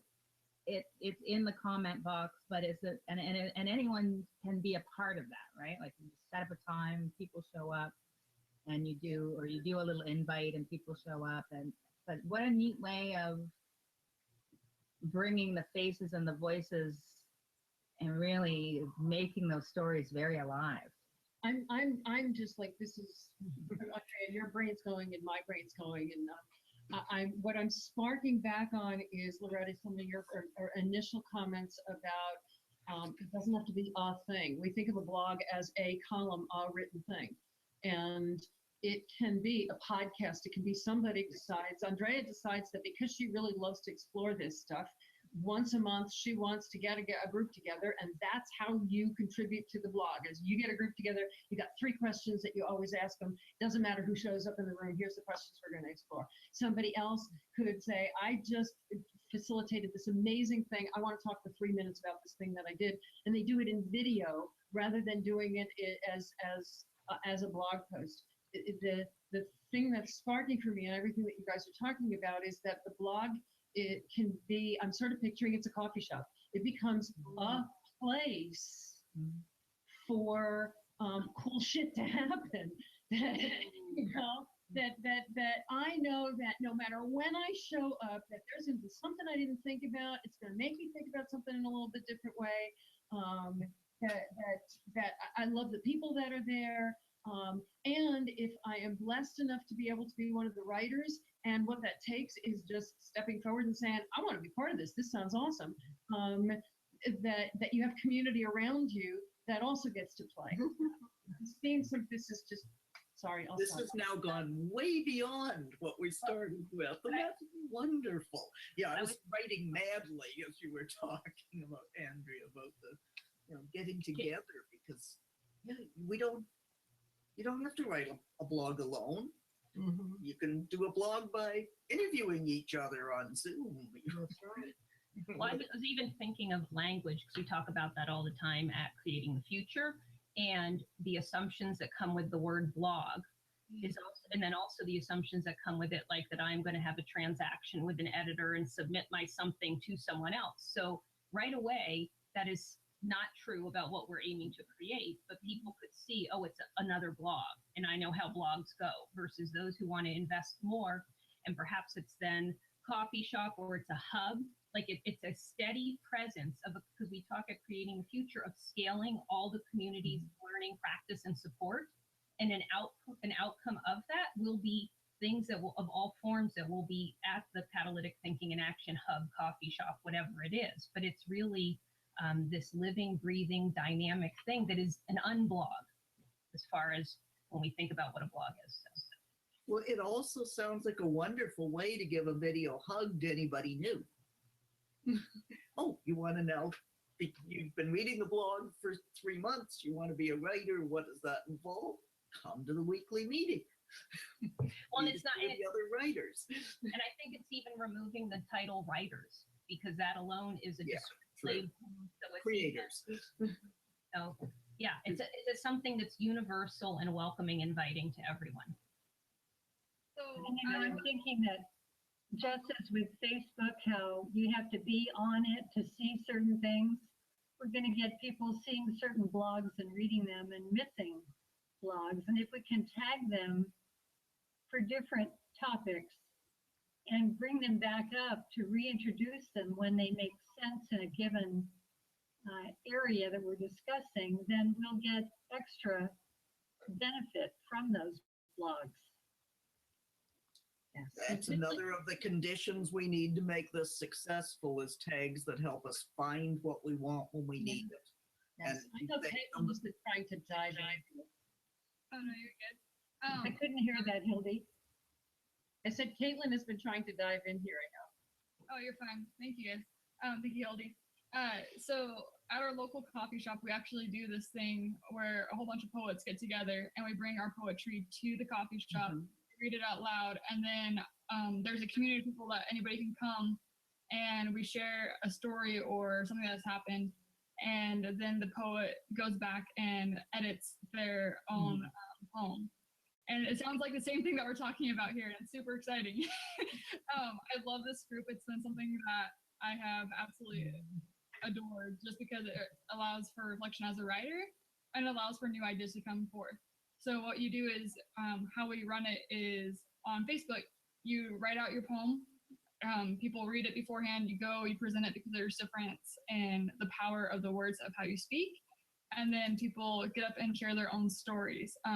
Whether it's like this last week was a poem about this guy hiking in the mountains, and people did like Naked and Afraid, and like came back with all these stories. But the point of it is it allows for really cool reflection and new ways of moving forward in your writing, and hearing what people actually want you to write about. So I love this idea of the coffee shop. I think it will be madly successful.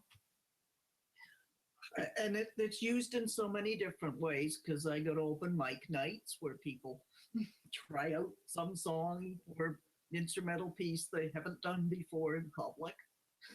And there's a meetup group where people do that in order to share comments and help people improve. And we have people who meet in Toronto just to share stories, telling our stories. And by doing so, they practice and they get better at telling stories in a way that make emotional connections and help people change their own lives. It's very focused here. A lot of it is focused on immigrant and refugee experience, but it doesn't have to be. Conscious of time, and we're moving into some of the things that are going to make this work, like tags are a thing we'll do to make it work. And we're going to talk probably at the next meeting more about conditions.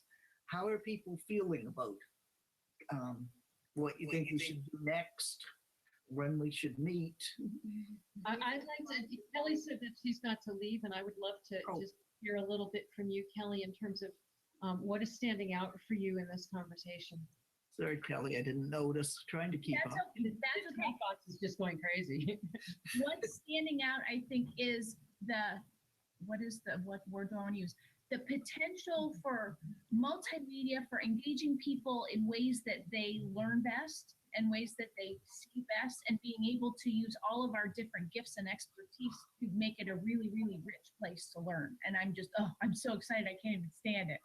So that's what I'm excited about. And so I'll be keeping my eyes open for things that I'm seeing online that I think are particularly rich and valuable and engaging, and maybe start a folder of examples that we might be able to use putting things together.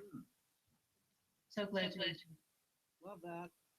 Thanks, everyone. It's been a fantastic conversation. Bye-bye. Bye for now. Thank you. Bye. A thought that is occurring to me, Jane, as reflecting on all that we've talked about so far in terms of what this will make possible, and all those for whom's, and the many for whom's we probably haven't even thought about, is the conversation that we had about a year or so ago about redoing our website. And it was all about web strategy. We've decided to put a web redo on hold until we completely redo the organization, and the conversations about what that makes possible. But it's occurring to me that everything that we said the website overall could make possible is what this blog can make possible. And a big part of that, and this whole analogy of what we're talking about here, was a place for people to not only find what they personally are looking for, a place for them to find others who think like them. So it could be others who are just at that very frustration stage of the continuum. Oh, wow, it also feels like it sucks for you. I just thought I was the only one for whom it sucks for. The number of times that all of us in our day-to-day life talk to somebody else and they go, you too, and you both feel better from that normalizing. So it's a place for that. It's in terms of people finding each other, learning from each other, finding discrete chunks of things that they may have been looking for. And one of the things that really resonated for me with that web strategy discussion is that often people don't really know what they're looking for.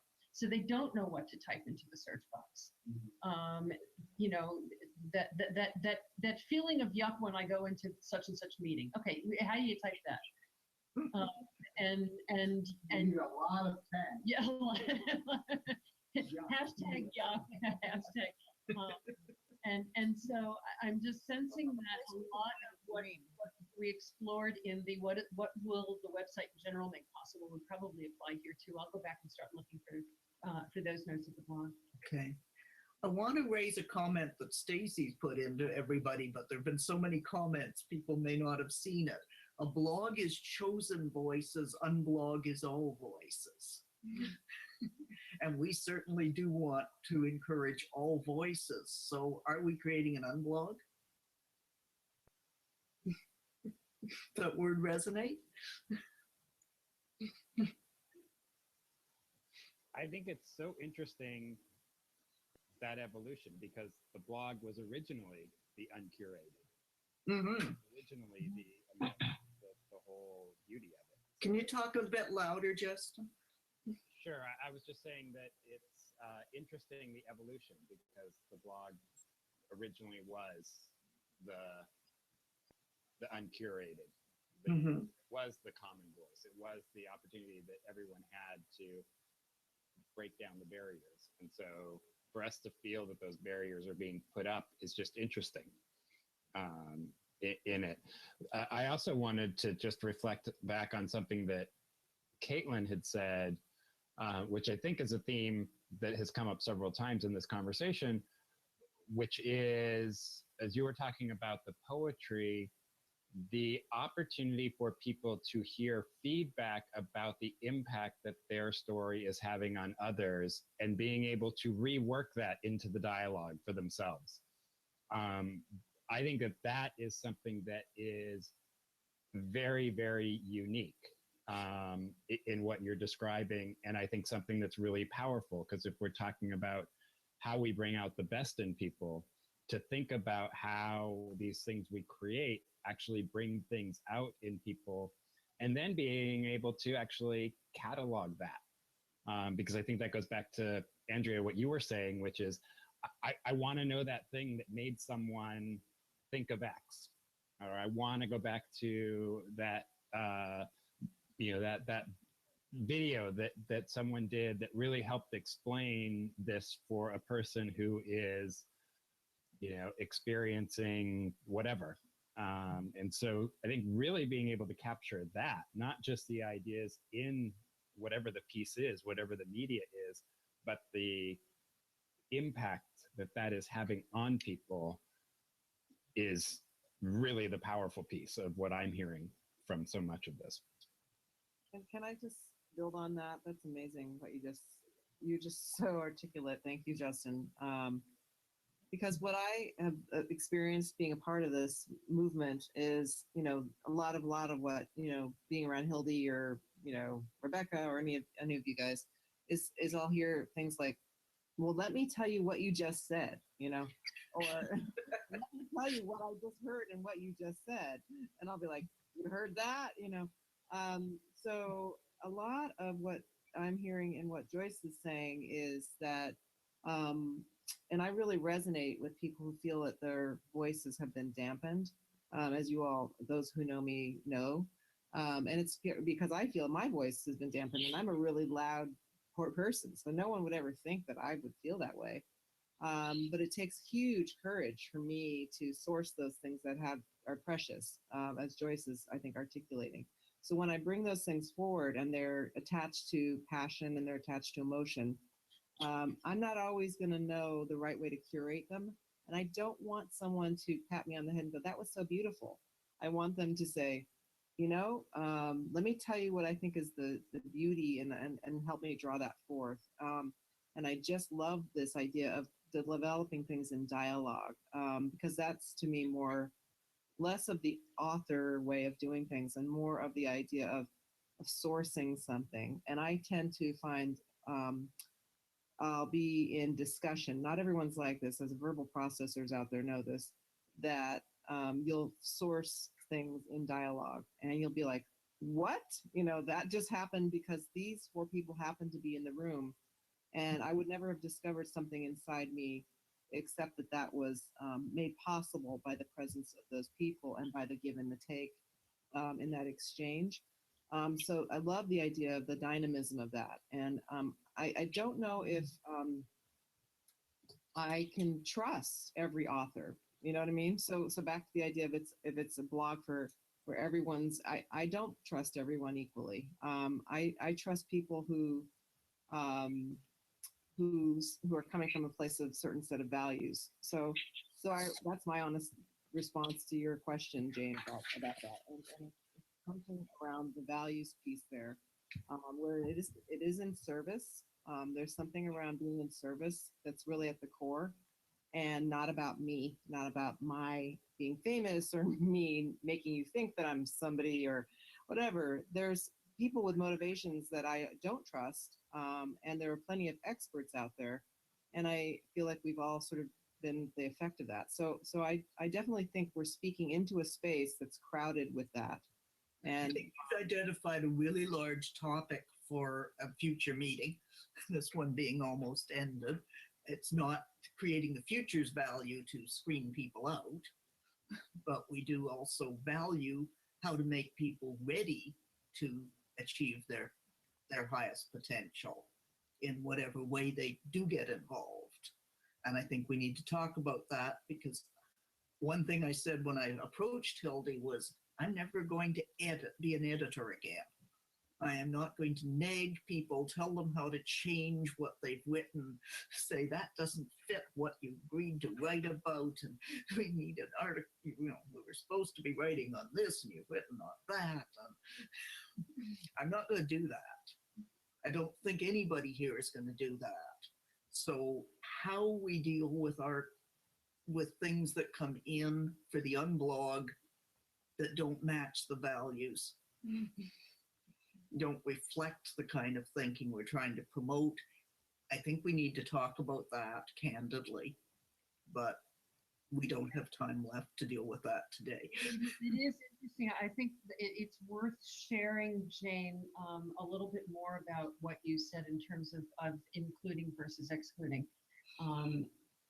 A conversation that happened many years ago when we were, it was at a time where we were growing faculty, and in order to accomplish our mission, having only a small handful of people who can teach at the level of transformation that many of you have experienced in terms of the immersion classes.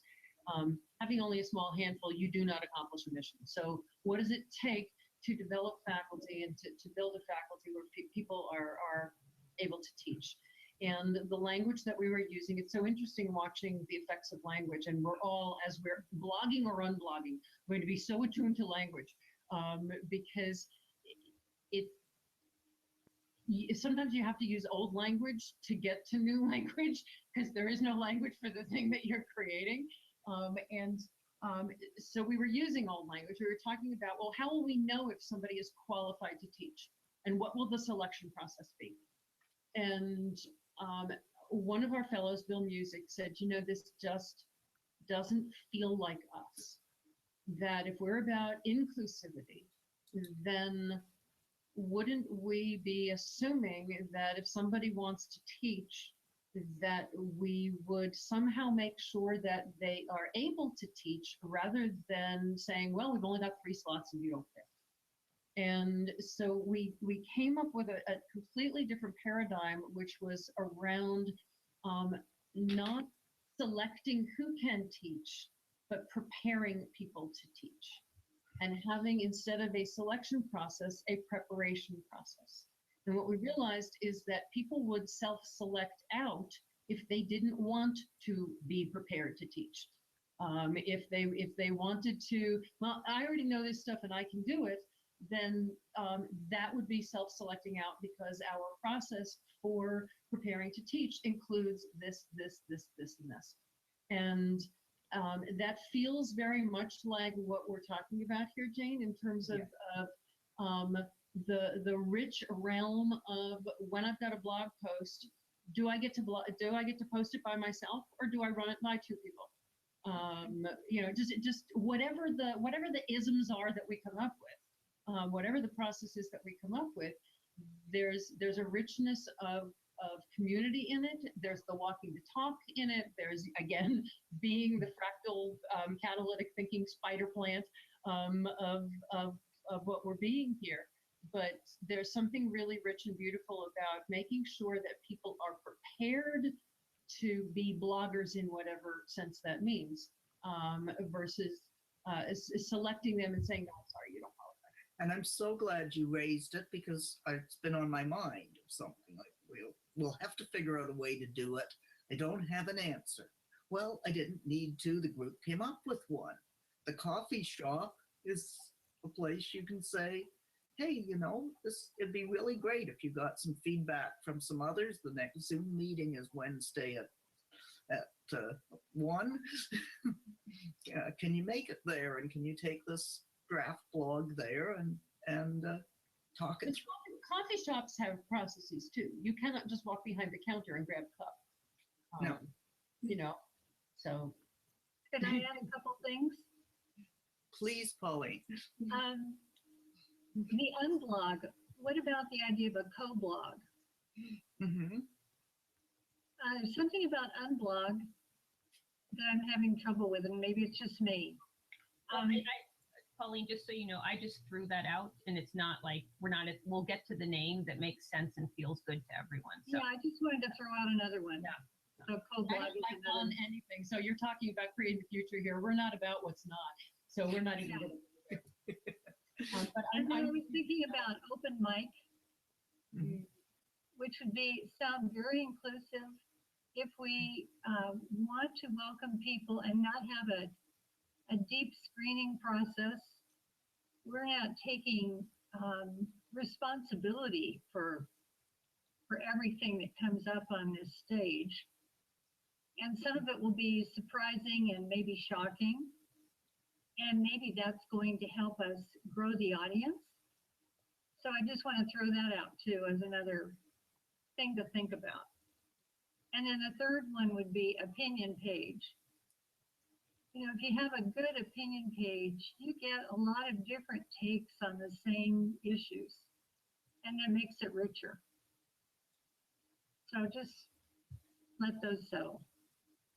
I think if we hit on something quite profound there, Pauline, because one thing I've learned in planning is that people come up with all sorts of ideas, and some of them are really worth building on, and others are far out, but they make you think, and you don't build on them necessarily, but you have a spark that arises from them, and you honor that idea. This made me think of whatever, and some of them you just think, okay, where'd that come from? And you just find the group ignores it. It disappears over the course of the conversation because it doesn't resonate for anybody else. The beautiful thing that we have found through catalytic thinking, and especially catalytic strategy, which is what we're engaged in right now, is that when we start with ideas, we set ourselves up for, well, I think that's a shitty idea, or nobody responded, they think I'm stupid, or you just go down the list. And when we come from a place of causality, when we start with what we want to accomplish, when we start with what fabulous looks like, when we walk backwards to establish what are the conditions that need to be in place, what do the people who come to the blog need to feel, what do they need to experience, what do they need to know, what do they need to receive, and then we start to walk that backwards and dig down and drill down into all of those and unpack them, we find that the ideas come from that, and that it's less of a, well, I had this great idea and nobody listened to me. And it is so consistently, brainstorming can be very, very, you want to talk about a place of vulnerability? Brainstorming can be the place where everybody feels stupid because you didn't like my idea. And what catalytic thinking and catalytic strategy in particular help us to do is to create the conditions where that context sort of, the ideas emerge more than be owned. So, and I didn't want to take up too much time. I know we only have a couple minutes, but I just wanted to. And I could go on about that too, on how you reduce the likelihood of those ideas that nobody builds on by asking the questions in such a positive way and holding a safe space for people to raise ideas. We only have a couple of minutes, and we haven't done reflections, and we always end with reflections. So I would like to hear what what really resonated with you today, but I'd like to find out if there are people that need to leave right on time and need to go first. Yeah, I need to leave on time. I've got another obligation. So you've got the mic. Okay, thank you so much. I guess what resonated with me is the fact that we are looking at this so totally, completely from our sense of values and relationships and who would be part of the whole world as stakeholders in this, without even talking about when do we want to schedule it and what tool do we want to use and all of that, which is what people tend to do. And I'm so pleased that we didn't go in that direction and that we are trying to get grounded in who we are and what this is supposed to be about before we do anything else. So glad you were here. I'm glad I was here too. Take care, everybody. I look forward to hearing from the next about the next steps, and we'll get together again. Everybody will get a win is good once we. Thank you very much, Jane. Bye. Hi, Loretta. Justin, did you have a hand up as needing to leave? I do need to leave.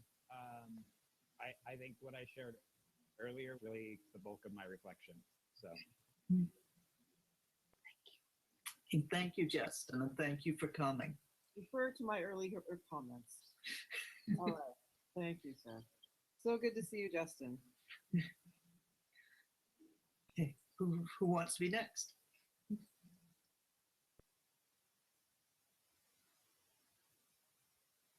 Dimitri, unmute. I have so many reflections on this conversation about what the potential of this is, and I'm not even sure where to begin.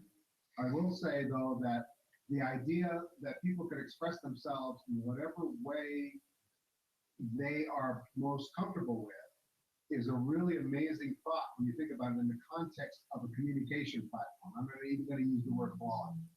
So my way of communicating is I draw pretty pictures, or I sing a song, or I write a poem. And Caitlin, the poetry slam was what really made me think about this from that perspective, is that is a way of expressing themselves, and that's what this is. So the other reflection is that I've been recently doing some reading on cognition and brain science and whatever, and the current theories are around not an organ, not the brain, not whatever, but the entire ecology, including the culture, the history, the system, the people around you, whatever, create consciousness, create cognition. And in this particular case, I'm thinking about this from the perspective of whatever this place is, it will be because of everything else around it, from the conditions that have been put in place to make it happen, to the people who are participating, to the images they see, to the colors, the sounds, whatever. That's what creates the consciousness of creating the future. That's what creates the organism that this is. So that's sort of my reflection on this is I don't even know where to go with it other than this is really exciting. Bring it to the next meeting and we'll keep going on this. I think I'll be at the next meeting. Okay. Joyce, Pauline. I think what I'm really kind of taking away from this is the idea that it's the story first.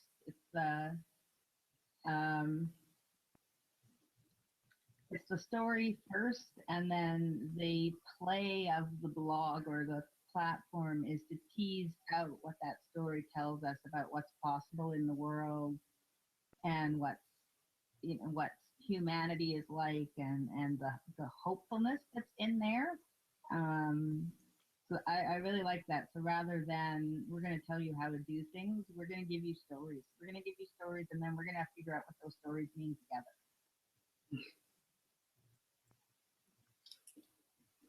That's a great phrase. Figure out together what the stories mean.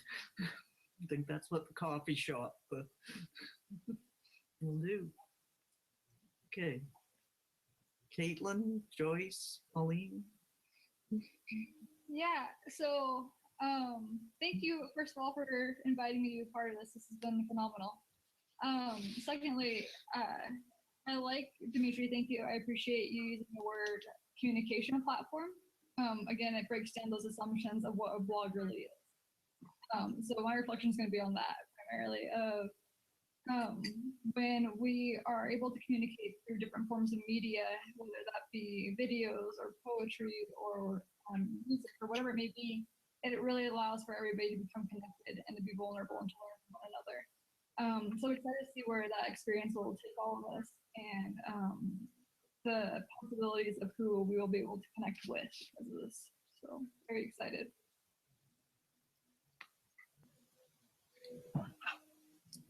Thank you, Caitlin. I will go. I am feeling a much richer sense of team than I would have felt if this were a blog team. There is something, to use your word, Andrea, juicy here.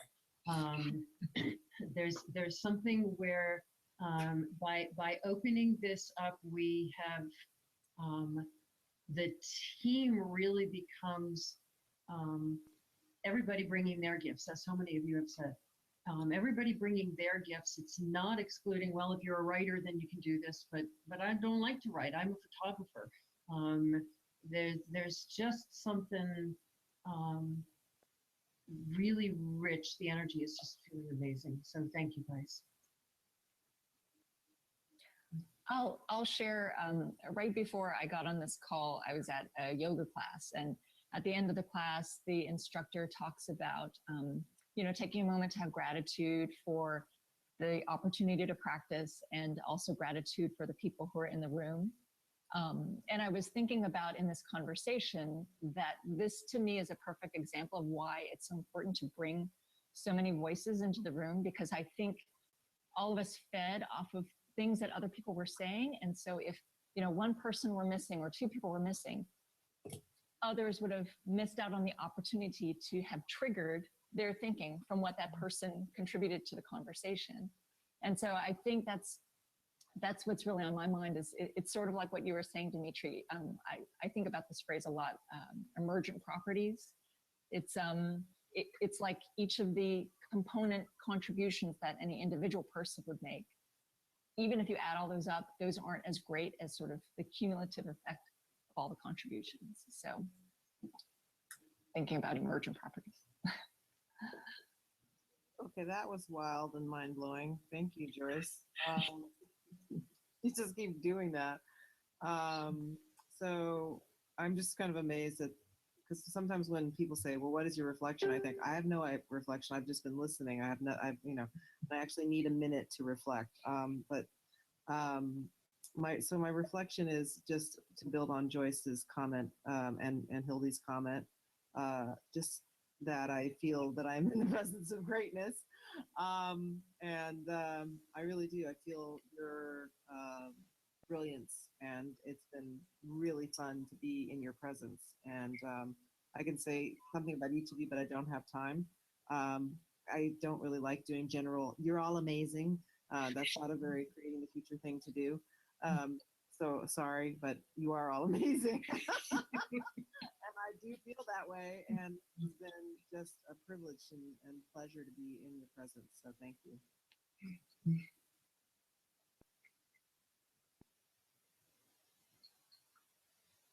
Well, for me, it's just been a gift that so many people showed up with such wonderful ideas that this has gone so far beyond the original, well, maybe we could get some stuff out there to help people.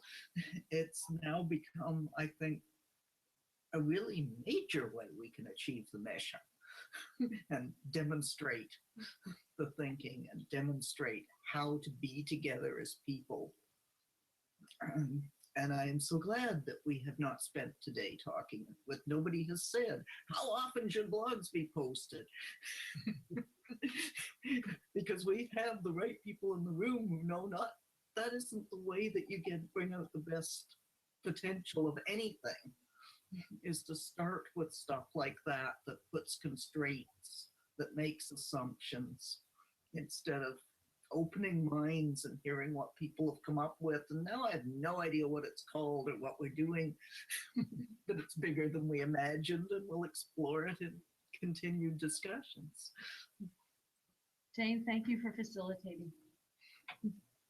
I'll just add a quick reflection too of I'm so appreciative of everyone who's here and all those, and just think of and how much more wisdom there is out in the world and different things to riff off of each other and the openness we have. And I'm reading Peter Block's book, Community, The Structure of Belonging, and he very intentionally used the structure of belonging. So we absolutely are creating that structure of belonging and everything at Creating the Future. And this is, yes, Andrea, juicy is the perfect word. This is so damn juicy. So I'm just really grateful to everyone for today and where we're going together. Thank you for being on the path with us. Step off, guys. Bye-bye. Bye, all. Thanks again.